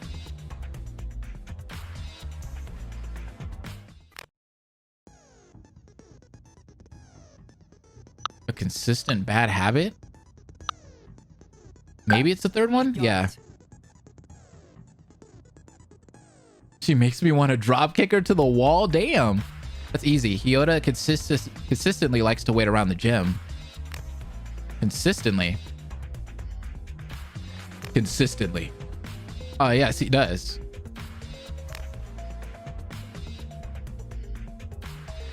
Isn't that right, Hyoda? Just don't talk to me. He's so scared. Oh, yeah? Well, maybe Hyoda was just doing that because he was planning a murder. Oh, yeah, definitely. But he's been doing that since before Nakomi announced the killing game. My disappointment is immeasurable. My day is ruined. Yup. Sighs with great disappointment is that. Exactly. Yes. In other words, Hyoda's habit is unrelated to the killing game, so it's not that suspicious as it looks. Why was Harry so prepared to look for everyone's alibi? Can you really answer that though? Kaizu, please allow me to speak. Yeah, I was about to say, I don't think we could answer that. Ever since the motive, I had a terrible gut feeling that someone was going to get killed. I was mentally preparing myself all night and morning.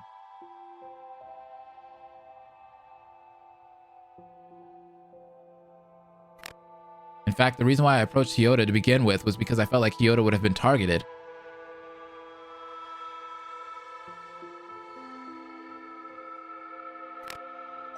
Huh? Me? You're always alone next to the gym. Anyone could plan a murder solely because they can predict where you're located.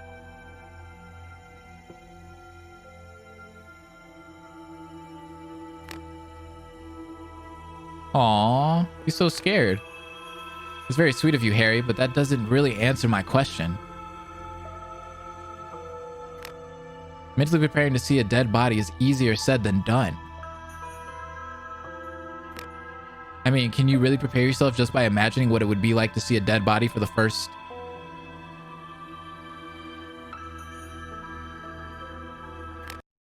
Well, that's the thing. It's technically not my first.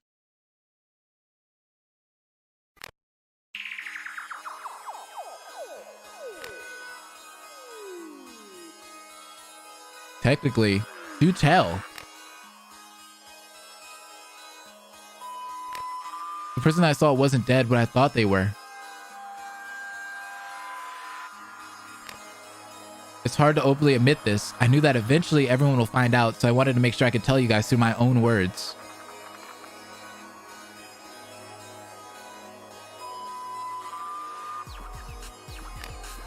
The type of crime I committed doesn't neatly fit cleanly into a label, but I ended up getting charged with second-degree arson.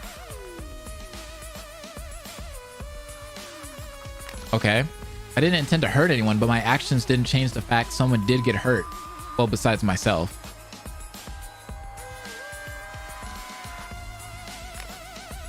Is Harry referring to the accident that caused him to get an arm prosthetic?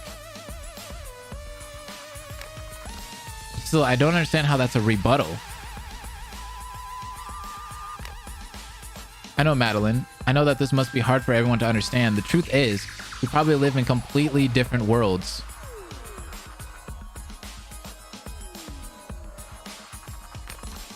You're making even less sense. Different worlds? I'm a pyromancer. Fire is beautiful but dangerous. One wrong move and people will get hurt. I can't afford to be sloppy.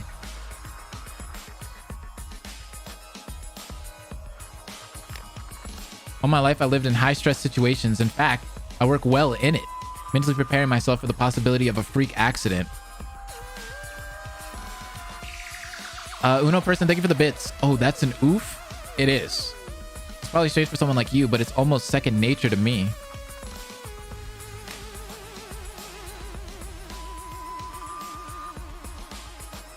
That's a nice sob story, but it's not really like you know.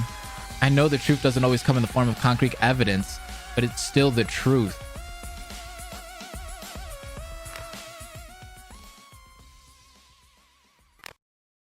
Okay. Okay, you're going to believe him? I don't know if that, like, really clears his name. Can't say that I believe him, but there is no point in dwelling over it. Well, tell me, how can you guys be so sure that they aren't accomplices? He didn't set a fire, it was an accident. Honestly, I can't say there are absolutely no accomplices, but it doesn't make any sense that Harry and Hyota are accomplices. But come on, you keep beating around the bush. It's either you do have evidence or you don't. Stop wasting your time. Or our time. Yes, Kaizu, this debacle has gone on long enough, so allow me to end it. You know, as much as Tomoko hates Harry and Yua,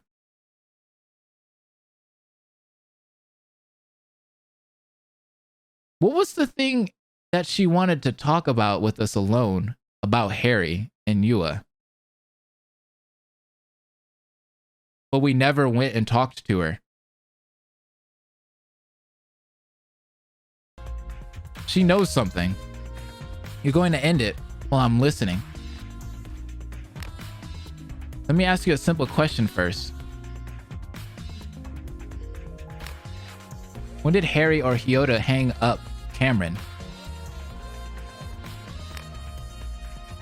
Duh, during the morning announcements, Hyota and Harry are lying to give themselves an alibi.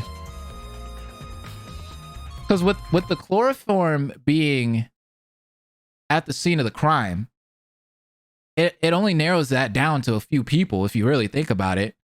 Because who really knew about the chloroform being there? Other than Yua, Kaizu, or Kai, Harry, and Tomoko. And how would you know to use chloroform out of all of those deadly things? Now, please explain to me with evidence on why you are foolishly wrong.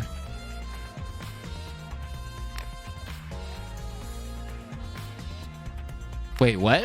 What an unsurprising shame. You can't figure it out without your hand being held? Yeah, now she's getting like super defensive. Do you even know where the gym is located?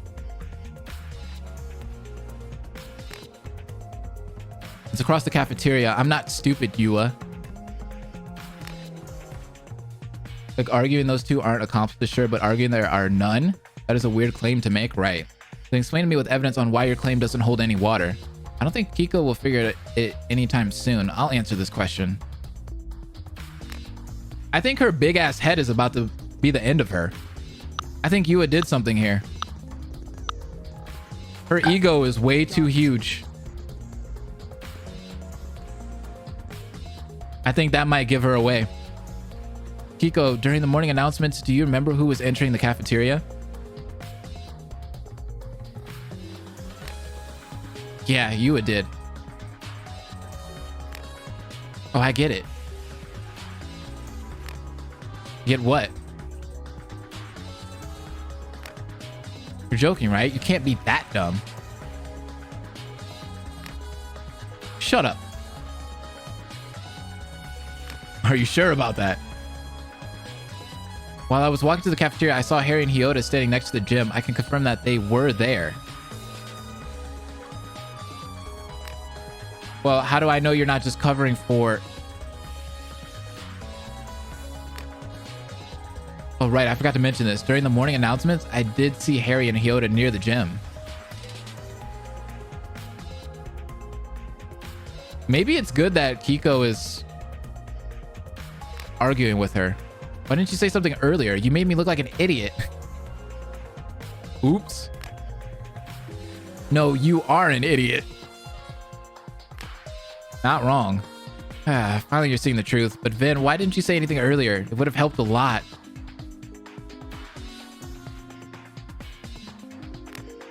Oh, my bad, my bad. I didn't think I'd be very useful during the trial. I never planned on speaking much. Why not? I'd pay more attention to the trial if it was you speaking, handsome. Okay. My, well. Handsome? No, he isn't. Then who is? Oh, look at his face. And to be clear, Harry couldn't hang up Cameron before the morning announcements. Do you not know how hanging works? No, I don't. I'm a pastry chef, not a dead body expert. Did you just say your mom watches true crime shit? Kiko, if Harry were to do that, Cameron's time of death would have been sooner. Oh, I see. Okay, so let me get this right. This is an impossible suicide because of all the inconsistencies. All right, Anya's trying to piece it all together. We can't confirm or deny the possibility of an accomplice, but Harry and Hyota are probably not a team of culprits. They're probably telling the truth.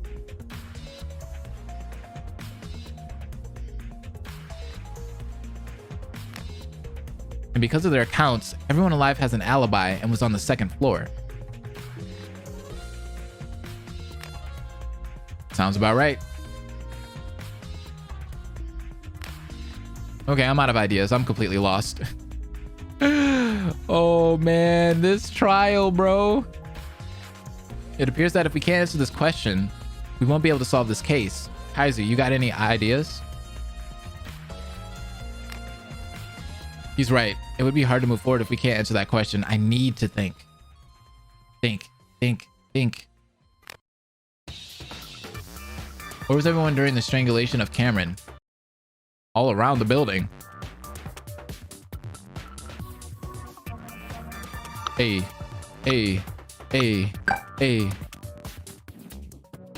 Why do we know it's not a suicide? Too many inconsistencies.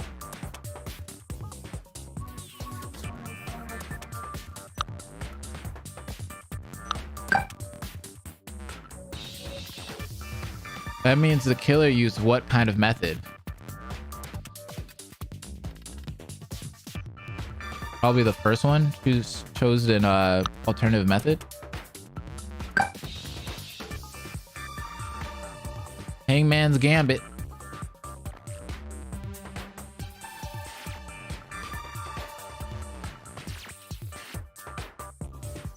Wait.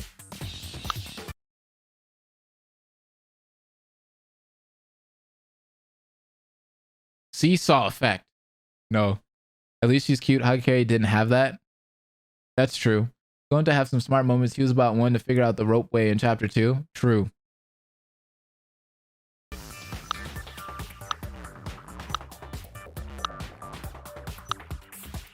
Set trap, which would have been the rope or the cord that she tripped over.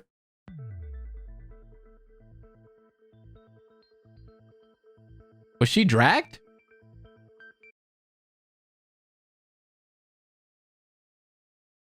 Did the cord like drag her? Like did it catch onto her foot? Okay, let's see. There's one other alternative. No, I think this is the right answer. This murder plan was...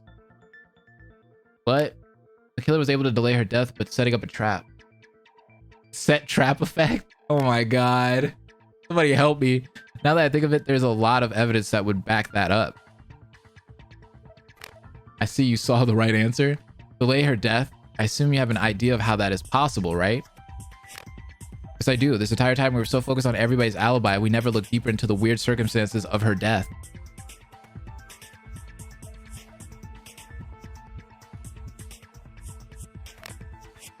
I think she was dragged at least a little, yeah.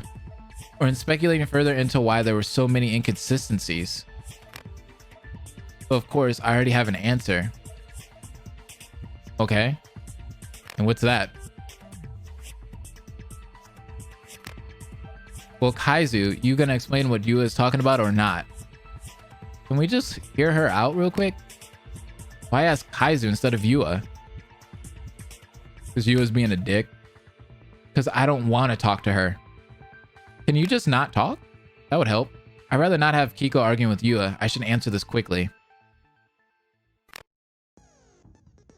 Chloroform. Speaker. Go ahead with the speaker.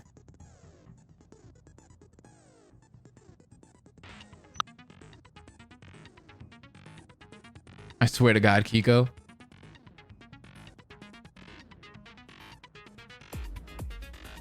Oh, we could just give her... We're just going to give them the whole criminal analysis that she gave.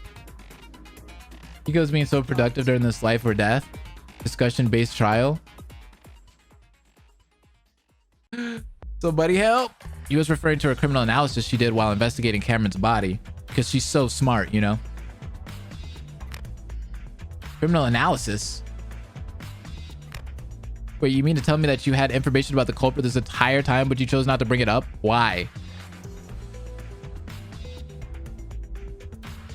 I want to dropkick Kiko so much. Y'all want to dropkick her?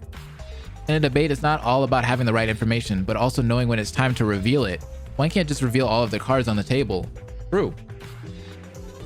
Gotta wait for somebody to slip up. Stop speaking in riddles. You... Actually, never mind, Kaizu. Just do your brain magic and explain it. God, what the hell am I to this girl? Right, well, based on Yua's criminal analysis, we were able to learn about certain things about our culprit. Bye, L. Thanks for coming. The main thing being that the culprit is impulsive and rushed through the murder plans. The reason why there were so many inconsistencies was due to a massive oversight of the culprit's behavior. Or I think they meant to put culprit's behalf.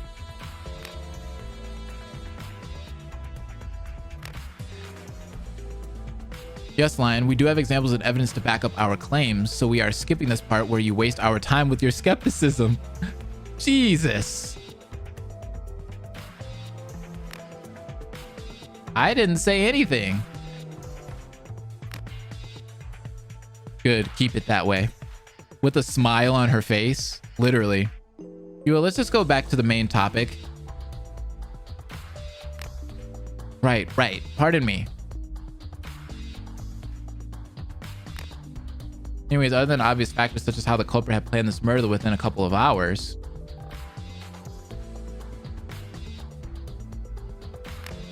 If we go back to when we discussed the awkward height difference between nooses and the floor, Yua is not taking shit from anyone at all. With the information in Yua's criminal analysis, we can find an answer.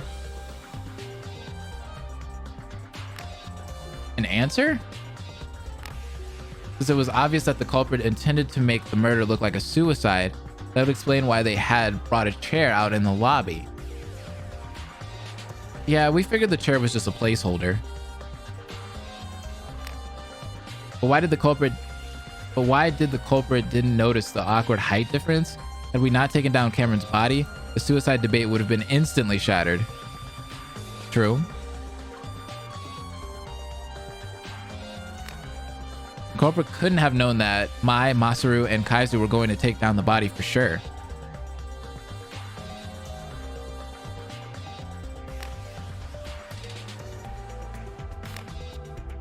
Well, I mean, didn't you already give us the answer? The culprit didn't notice the awkward height difference because they had rushed it, right?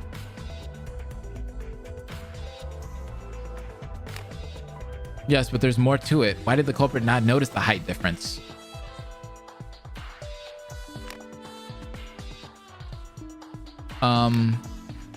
Obviously what Kaizu is trying to say is that the culprit didn't notice it because they weren't physically there when she was strangled.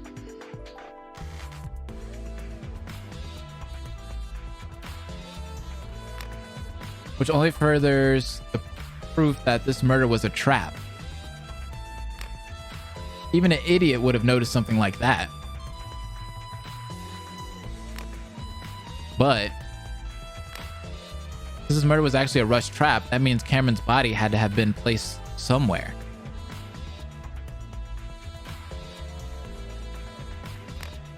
A place where the awkward height difference may have made more sense.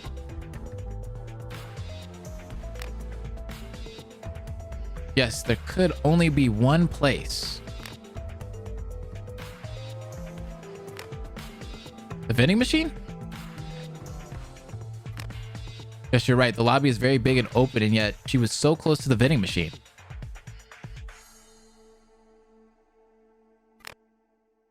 But is that your only evidence?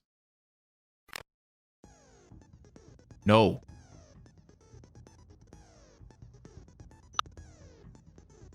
Why does the camera always focus on their chests, not their faces? Because that's the best area. I have no idea, Travis. It's gonna be the dustless area. Go ahead and click on it. I got it. I got it. Because the vending machine is really tall, it's hard to tell from the first floor.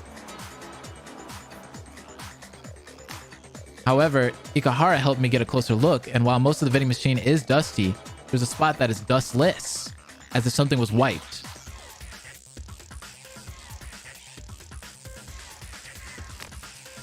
And we know why, because of Cameron's body. While I did my own further inspection, I noticed that Cameron's back was awfully dirty and dusty. Dirty and dusty. That's how she likes it. Placed on the vending machine? Yes, she was unconscious. Wait, she was unconscious? Earlier, you said that she had to be awake to give herself some scratch marks. Maybe she just randomly slipped off the vending machine and the strangulation woke her up? No, I think it was the item that was on top of the vending machine, the speaker. The speaker? Somebody played something? Oh, was it the BDA?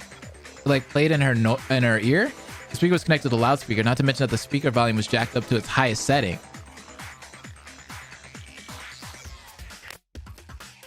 Ah. I thought this morning announcement was really strange today. It was really loud. Oh, shit. Yes, I noticed that too. So, someone put her there. They knocked her out. They put her there. She woke up because it was so loud and she just fell into the noose. Just go ahead and put the chloroform rag on there. Number 3. Took a nap on the vending machine. Got it.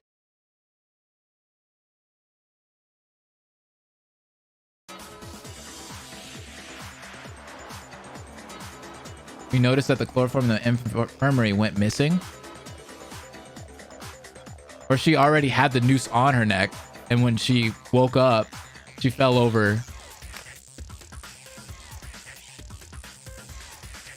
and ended up just getting caught into the noose, as in like it was already on her.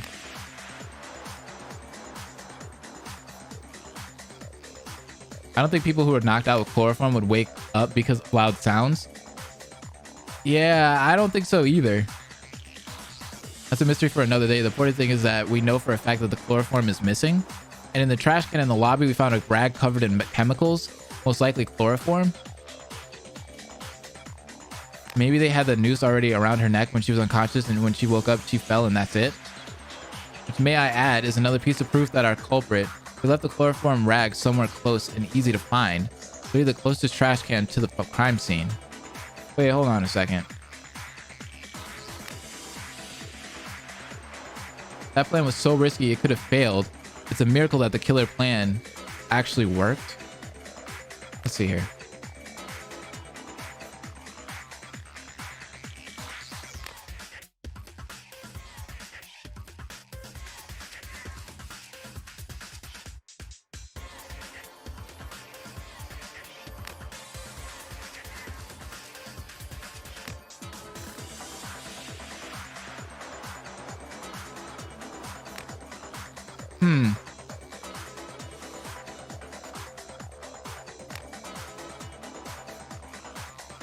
They probably didn't need to. Cameron was very open about waking up early and exploring the building alone.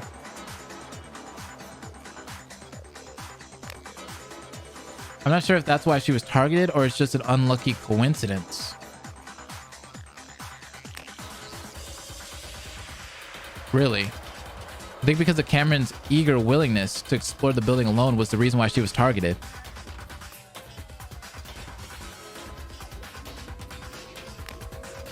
The trap was made for someone who was a loner and someone who would be up early in the morning. And Cameron was the only one here that really fit those criteria, so I agree with Tomoko.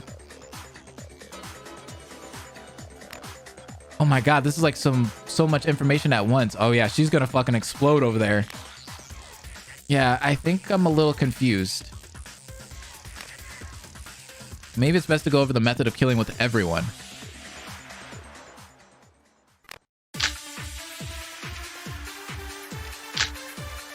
The killer knew sequence of events, at the least.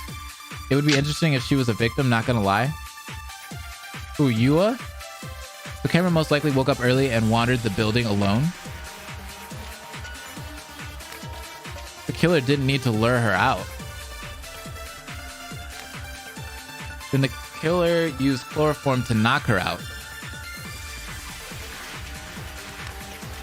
Then somehow they got Cameron on top of the vending machine and placed a noose around her neck.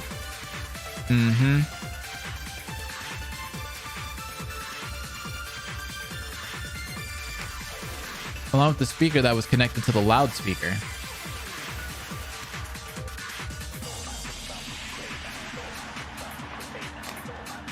The killer wrote a letter to Masaru and Mai to keep them from interfering.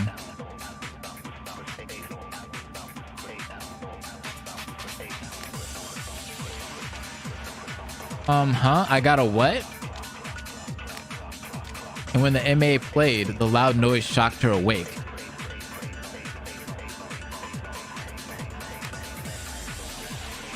She must have been startled and fell off the vending machine in a pain, or in a panic.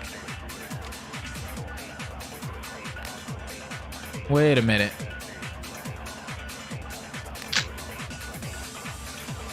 Huh.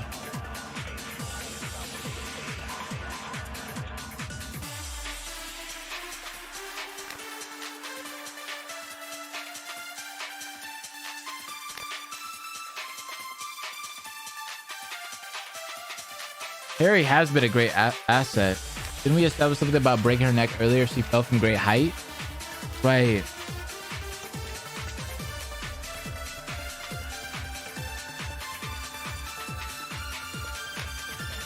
Yeah, because I mean, if she fell from the vending machine, you would think like the snapback would have just broke her neck immediately. Like as soon as she like, you know, the noose straightened.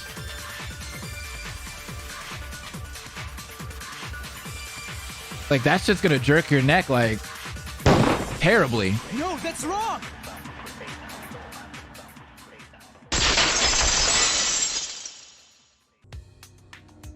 Ma, you seem confused. Something wrong? Letter mentions that I should have gotten one, but the truth is I never got a letter. Oh, she forgot about the room switch. Oh, so then everybody's gonna find out about Ikahara. I know that Masaru mentioned something like that earlier, but I swear I never got a letter. Are you sure you never got one? Uh-oh. And how did you know about meeting Cameron in the lobby? Masaru told me. The vending machine isn't that high, but it has to be high enough for you to be hanging, right? Wait a minute, but if Masaru was the only one who has gotten a letter, doesn't that make him the most suspicious? Because if you fell off the vending machine, the rope's got to catch you to pull you up. Or it has to be high enough where you're, you know, suspending in the air. It's more obvious that you were closer to Cameron than Masaru was. And almost as if the letter idea was super unplanned and Masaru made up the letter at the last moment.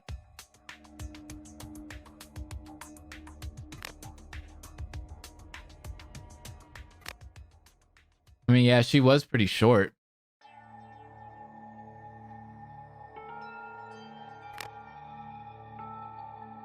Think about it, Mai. Masaru told you about this letter to keep you away from Cameron until after the morning announcements.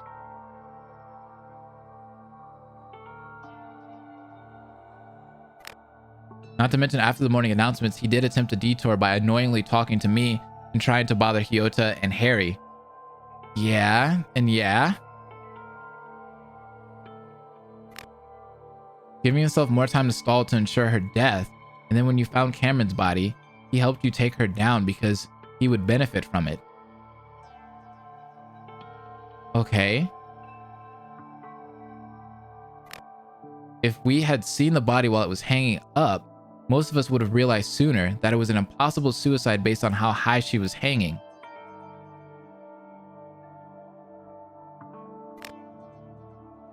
Yeah, it's almost over, Crosspaw. Welcome back. Also, to add on, it also confirms Yua's statement that the person who wrote the letter was a naive-born Japanese student. You're right, and Masaru does know Cameron well enough to know all of her morning routine habits. So he could be an accomplice, but I don't think he's the killer. I can't imagine Mai killing Cameron. Masaru, on the other hand,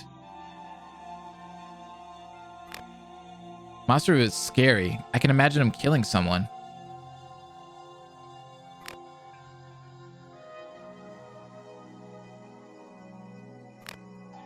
Masaru is a bit suspicious, but I don't think he's the killer because of that thing. Yeah, I don't think he's the killer either. I do think he's an accomplice, though. For sure.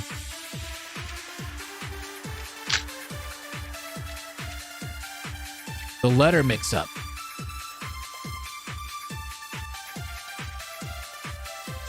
Masaru would never hurt Cammy. How dare you?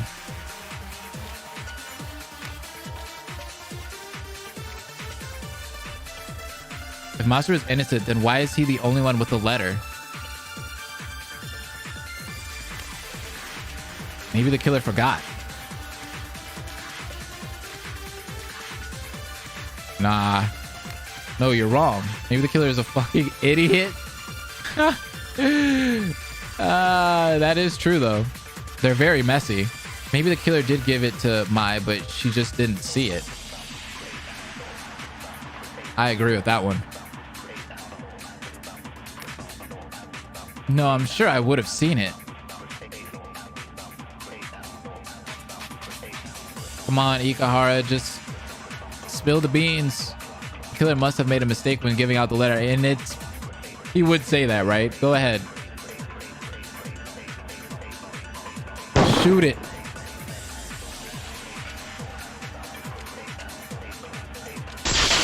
Shoot it. That's it. Ikahara, you're right. Huh? How? Who are we suspecting right now? Well, we're thinking it's an accomplice and a killer, so... I'm thinking Masaru and somebody else. I'm sorry, but I think it would be best if you explain why you're correct, if you don't mind. It's okay. The moment when I found out that Cameron passed away, I knew that this topic will come up.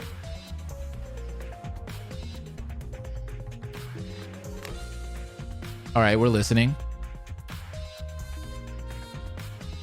What if it's Masaru and Harry? Before Nakomi went all kill crazy, I requested a room change, preferably in the girls' dorms. Or Masaru and Yua. And during that same night, Nakomi found that Mai was totally comfortable with switching with me. So Mai did actually get a letter, but I was the one who received it because the killer must have not known that I switched rooms with her. I knew this would come up. I just elected to not say anything because reasons. Because plot. What? But why would you want to switch dorm rooms with a girl? Oh, everyone's going to find out. Because I'm not a man. There it is. You're not? Oh my gosh, I'm so sorry. Wait, so does that mean you identify as a girl? Not really. I'm non-binary. But I'd rather not get into my gender identity in this trial. The important thing is that the killer did give Mai a letter, but didn't know that Mai and I had switched rooms. Yikes. Okay, but I don't see how that proves Masaru's innocence. It's because Ikahara, I'm so sorry, but both Cameron and Masaru did find out about the room switching. I made them keep a promise to not tell anyone. Oh, so he did know. Okay. But he wouldn't make that mistake then. So if Masaru and Cameron knew about the switch, then they wouldn't have made that mistake. So neither of them wrote the letter, right?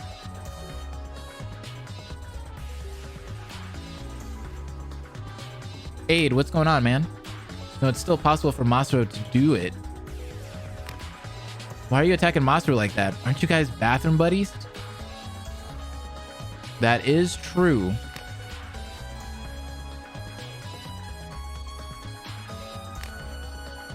Because he could have used an extra alibi on why he couldn't have been the killer. I mean, I guess that still doesn't stop him from being an accomplice. But then doesn't that defense goes against your own words? Yeah, Earlier you said that it's almost as if the letter idea was super unplanned and Masaru made up this letter at the last moment. Now we got bathroom buddies. 2 people in the bathroom. The killer and the helper. Yeah, that would contradict the idea that Masaru planned the extra alibi. Not to mention, Yua's criminal analysis suggests that our culprit rushed and made a lot of mistakes. But I don't think our culprit knew about the room switch, but would safely cross off Ikahara, Mai, and Masaru off our list. That and one other thing.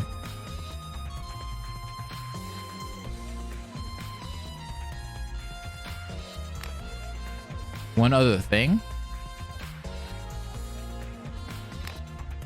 Well, before we get into that, let's get back to discussing an important element on Cameron's murder.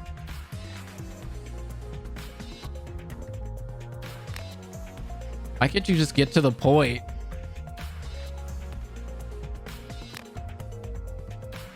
Kaiser, what is this important element you speak of? How did the culprit get Cameron on top of the vending machine? That's actually a really freaking good question.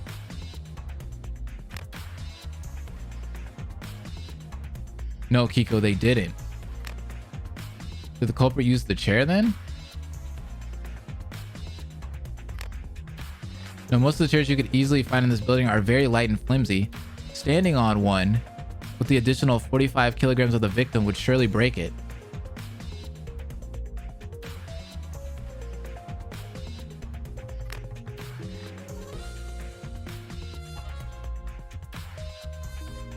Lifting someone that's 45 kilograms over your head and placing it onto the vending machine isn't easy. Don't you have to be very strong to do that? I'm telling y'all, Harry, bruh. Kaizu, can't you just give us the answer? You know it, right? Ikahara did say he was pretty strong, huh? He did it with ease, too. Yes, there is one alternative method the culprit could have used to place Cameron on the vending machine.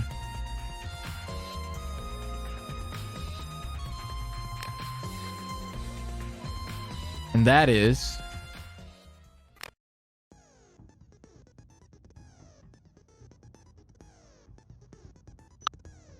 Oh, the ceiling bars.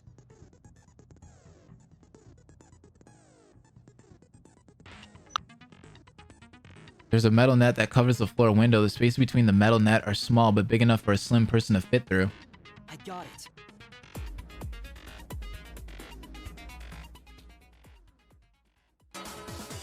The culprit placed Cameron through the ceiling bars above the lobby, and for the culprit to set up the speaker and make sure everything was placed just right.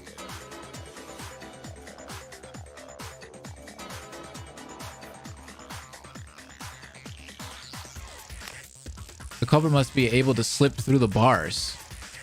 But didn't Kaizu say that Ikuhara wouldn't be able to do that? So how does that prove Masaru couldn't have done it? Well, Masaru is kind of too big to be the killer. Well, damn, Kaizu, I didn't take you for the type to diss people's appearance. I mean, like, yeah, he's... Oh! Don't say it.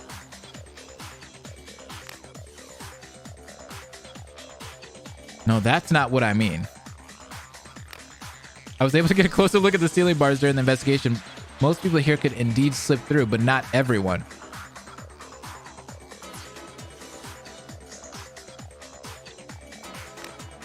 I don't think Masaru, Mai, and even Ikuhara can easily go through the ceiling bars.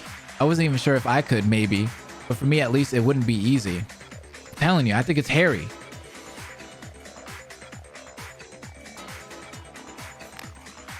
I see. Bro, if it's Harry. Ben, did you really start all this drama just to accuse Masaru? Are you still mad about what he said earlier?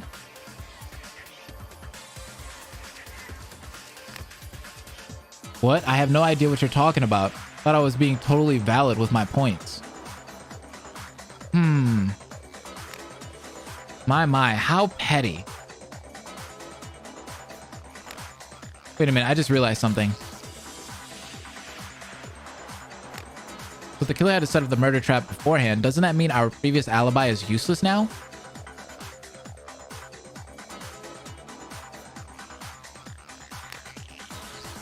So we just need to find out what our new alibi is. So what time was the trap being set up?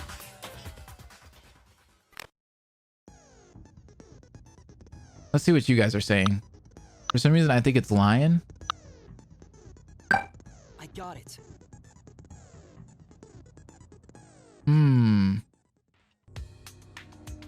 Well, the killer had a lot to do to set up this murder, so I think the killer had to start the trap around 5 a.m. This was a shitty trap, though. For them to have to start at 5 a.m. That early, but no one was awake during that time. Exactly. How else would they do it? They can't do it with everyone up. Except for the killer and Cameron. Doesn't that mean everyone is a suspect again? So there are 15 suspects, excluding Cameron. That's too many. We can't narrow it down a bit. Can't we narrow it down a bit? There must be a way to narrow it down. We just have to think real hard, right?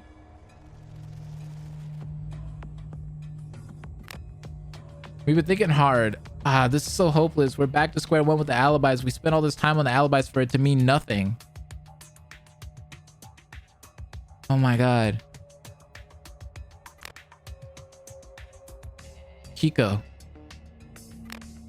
Not exactly. If we exclude the foreigners, we have a total of 11 suspects. It's also unlikely that Mai and Masaru are the culprits, so that's 9 suspects. I thought we've been narrowed it down though, honestly.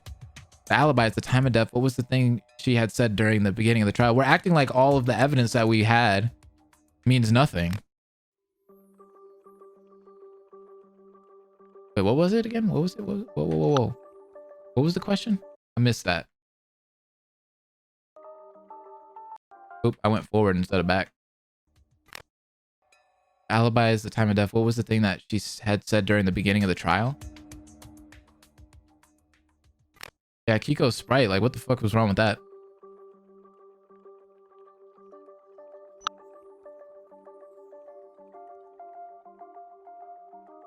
Guess you're gonna have to go with Yua's theory.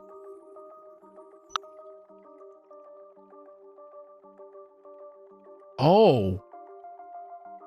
I Oh. got it. Oh. Whoa.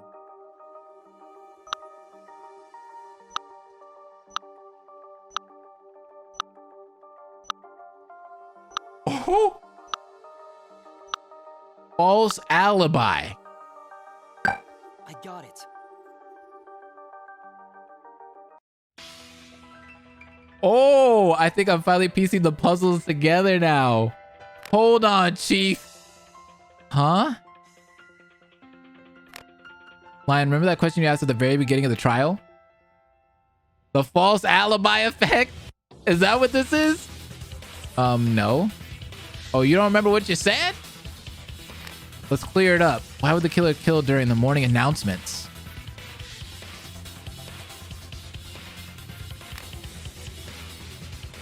Didn't we answer this question? Is because they wanted to wake up Cameron with the speaker?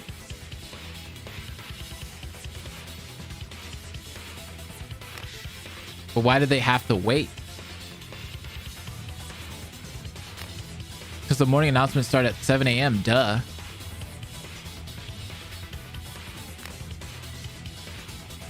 Why not kill her when no one has an alibi? Is what you wanted to say, right, Kaizu? By waiting until 7 a.m. when everyone is awake, the killer risks someone interfering with the murder trap. So there must be another reason, right?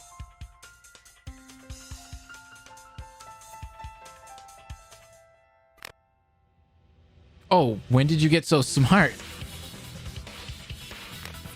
Shut up.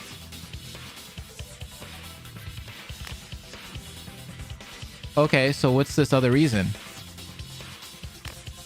The killer wanted to make themselves a false alibi.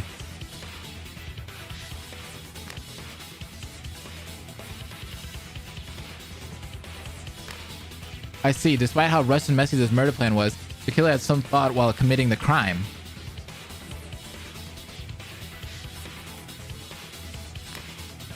I don't get it. Of course you don't. How am I not surprised? Exactly. Hey, all you've been doing is insulting us. No, I've only been insulting the stupid. As she should. Means that the reason why the killer chose to delay her death isn't just because of the uses of the morning announcements.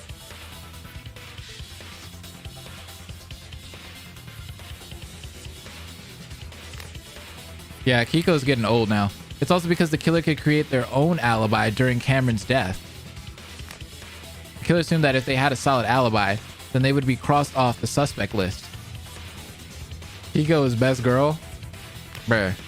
That would also mean everyone who didn't have an alibi during Cameron's death is innocent.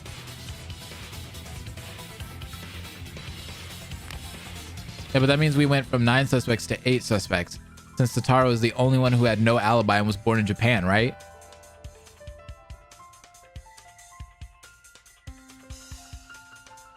It's coming? No, we can whittle it down further. We can? If you were a killer and you wanted to ensure that you had an alibi, where would you hang out during the murder?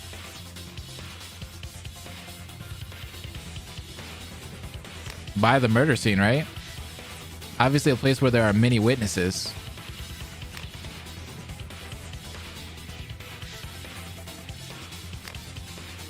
The cafeteria?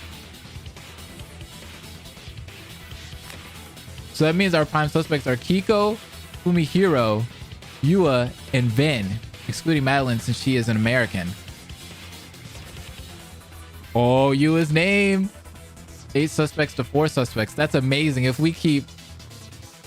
I think baby girl just let herself go. No, we could go even further.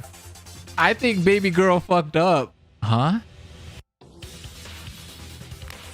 With all the information we have collected, there are actually 2 prime suspects. One of them for sure is the killer. Bro. If it's Kiko and Yua, I'm out. Oh, I see where this is going. How intriguing. I agree with Kaizu. If it's Yua and Kiko, I'm out, bro. Based on all of the testimonies and accounts, those two people are highly suspicious, and they've been arguing with each other this whole goddamn trial. Wait! The two smallest ones? Oh! Yo, hold on. That man hasn't. That's so true. That is so true. Oh my God. Oh boy, he's been quiet almost the whole entire trial. Yo, he was quiet like the whole entire trial almost. Literally, he didn't say nothing. And what's sad about that is I didn't even notice that. That's something I usually notice. But homeboy hadn't said, he said a couple of things and that was it. And usually it's the quiet ones in the trial. Oh, how did I miss that? How did I miss that? That guy didn't exist that whole entire trial. Y'all, you guys know, we watched that entire trial. He probably said like 3 things throughout the whole entire time. And none of it had to do with the case. Like it didn't even help us. It barely helped. Damn. But how would he be strong enough to lift her small ass? Dang. Kiko is too, but think about it. The quietest one and the loudest one. Kiko was loud as fuck that entire trial. And then we had the quietest one that didn't really contribute at all. Ending up being the killer and the accomplice. That's crazy. I'm dead, bro. Dude. That's crazy. Okay, that was way out of left field. He said next to nothing. And Kiko said everything. Damn. Thank you for the 30 bits, Uno person. Somebody else donated bits too. Hold on. Krisesu, thank you so much for the 1,000 bits. Damn. Here we go. Money talk. I appreciate that. Thank you guys. Maybe we still have a bit to go before execution time, so who knows what other twists are in store? Right. Kiko was main one acting stupid as shit the whole time. Second boy is the culprit and best girl. Kiko's dumb, but Fumihiro might be the one who made the plan. Wow. Dude, that just fucking blew my mind. I was not expecting that. I literally wasn't. That was crazy. That was crazy. Because I went against my own rules. Usually when I walk into trials like this, I always look out for the people that aren't talking the most, right? So if it's somebody that's the quietest, I'm like, usually they're the ones that fucked up. And then in some other trials, it's usually the person that's talking a lot, right? So that threw me off because I wasn't even thinking about that when I walked into this trial. Because y'all remember Danganronpa 1, right? Y'all remember Leon was talking hella in that first trial. Bro, I can see Fumi having a character arc. What if Kiko was acting stupid on purpose? It seems like, well, obviously what she was. Maybe Fumihiro is actually Fuyahiko. That's crazy because Fumihiro, to be honest, is like one of those characters I kind of overlook because he didn't really have much screen time. You guys noticed that too, right? He doesn't really have much screen time. Thank you, Travis, for the $2. Travis said, side note, from a game design perspective, having to pick someone who has never spoken or being spoken to is pretty bad design. XD, obviously this isn't a game, so it's fine. Also, I've been going in and out all stream. I didn't know this dude existed. That's what I'm saying. That's what I'm saying. It's not possible, not Kiko. Dang. Thank you again, Travis. That was crazy. All right. Well, we caught up to Rejected Zero from where we could get. The next one we're going to do is this one right here. Surprisingly, it's right here. Because they just had their chapter 1 drop not too long ago. The next fan game we're doing is... I kind of want to play one though. I want one that I can play, but I kind of want to do dedication because I really like the look of dedication. There's another one that I seen that I can actually play that I kind of want to do. Yeah, Rocky Restart was the other one. And that's the one we can actually play. I can see Fumi being used to show Kiko as someone who will turn on him and watch him be executed. It'll make a very interesting next chapter. She's walking around. Fumi developing wouldn't be as interesting in my opinion. I agree. I agree with Crossball.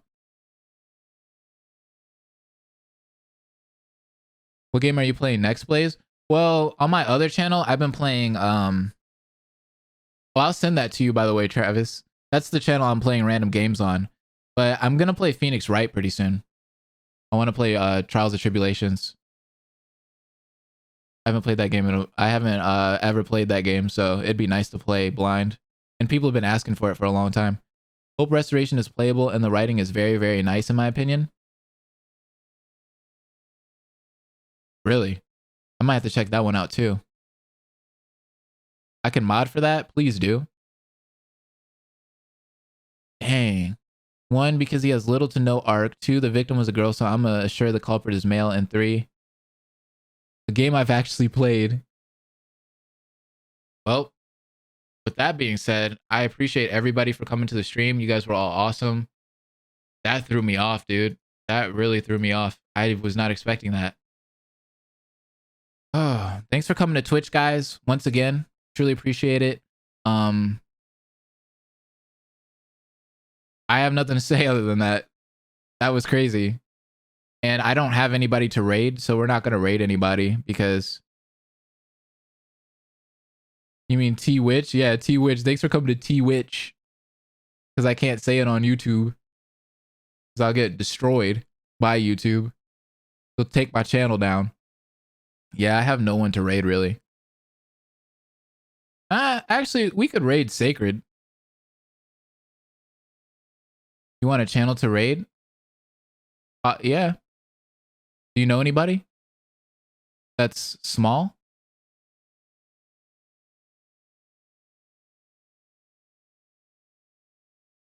I don't know if you guys know who Sacred is.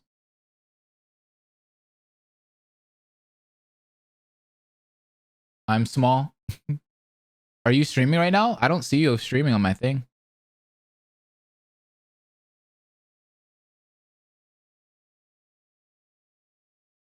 Jacksepticeye? No way. 98. Oh, okay. We'll do that then. Screw it. Why not? Well, we're gonna go ahead and raid 98 Tough Love. I have never met this person. Just go in and say Snickers bar for me, please. Okay? I'd love that. Say Snickers bar like we did yesterday. And yeah, thank you guys again. Have a great day. Bye. Hope will never die.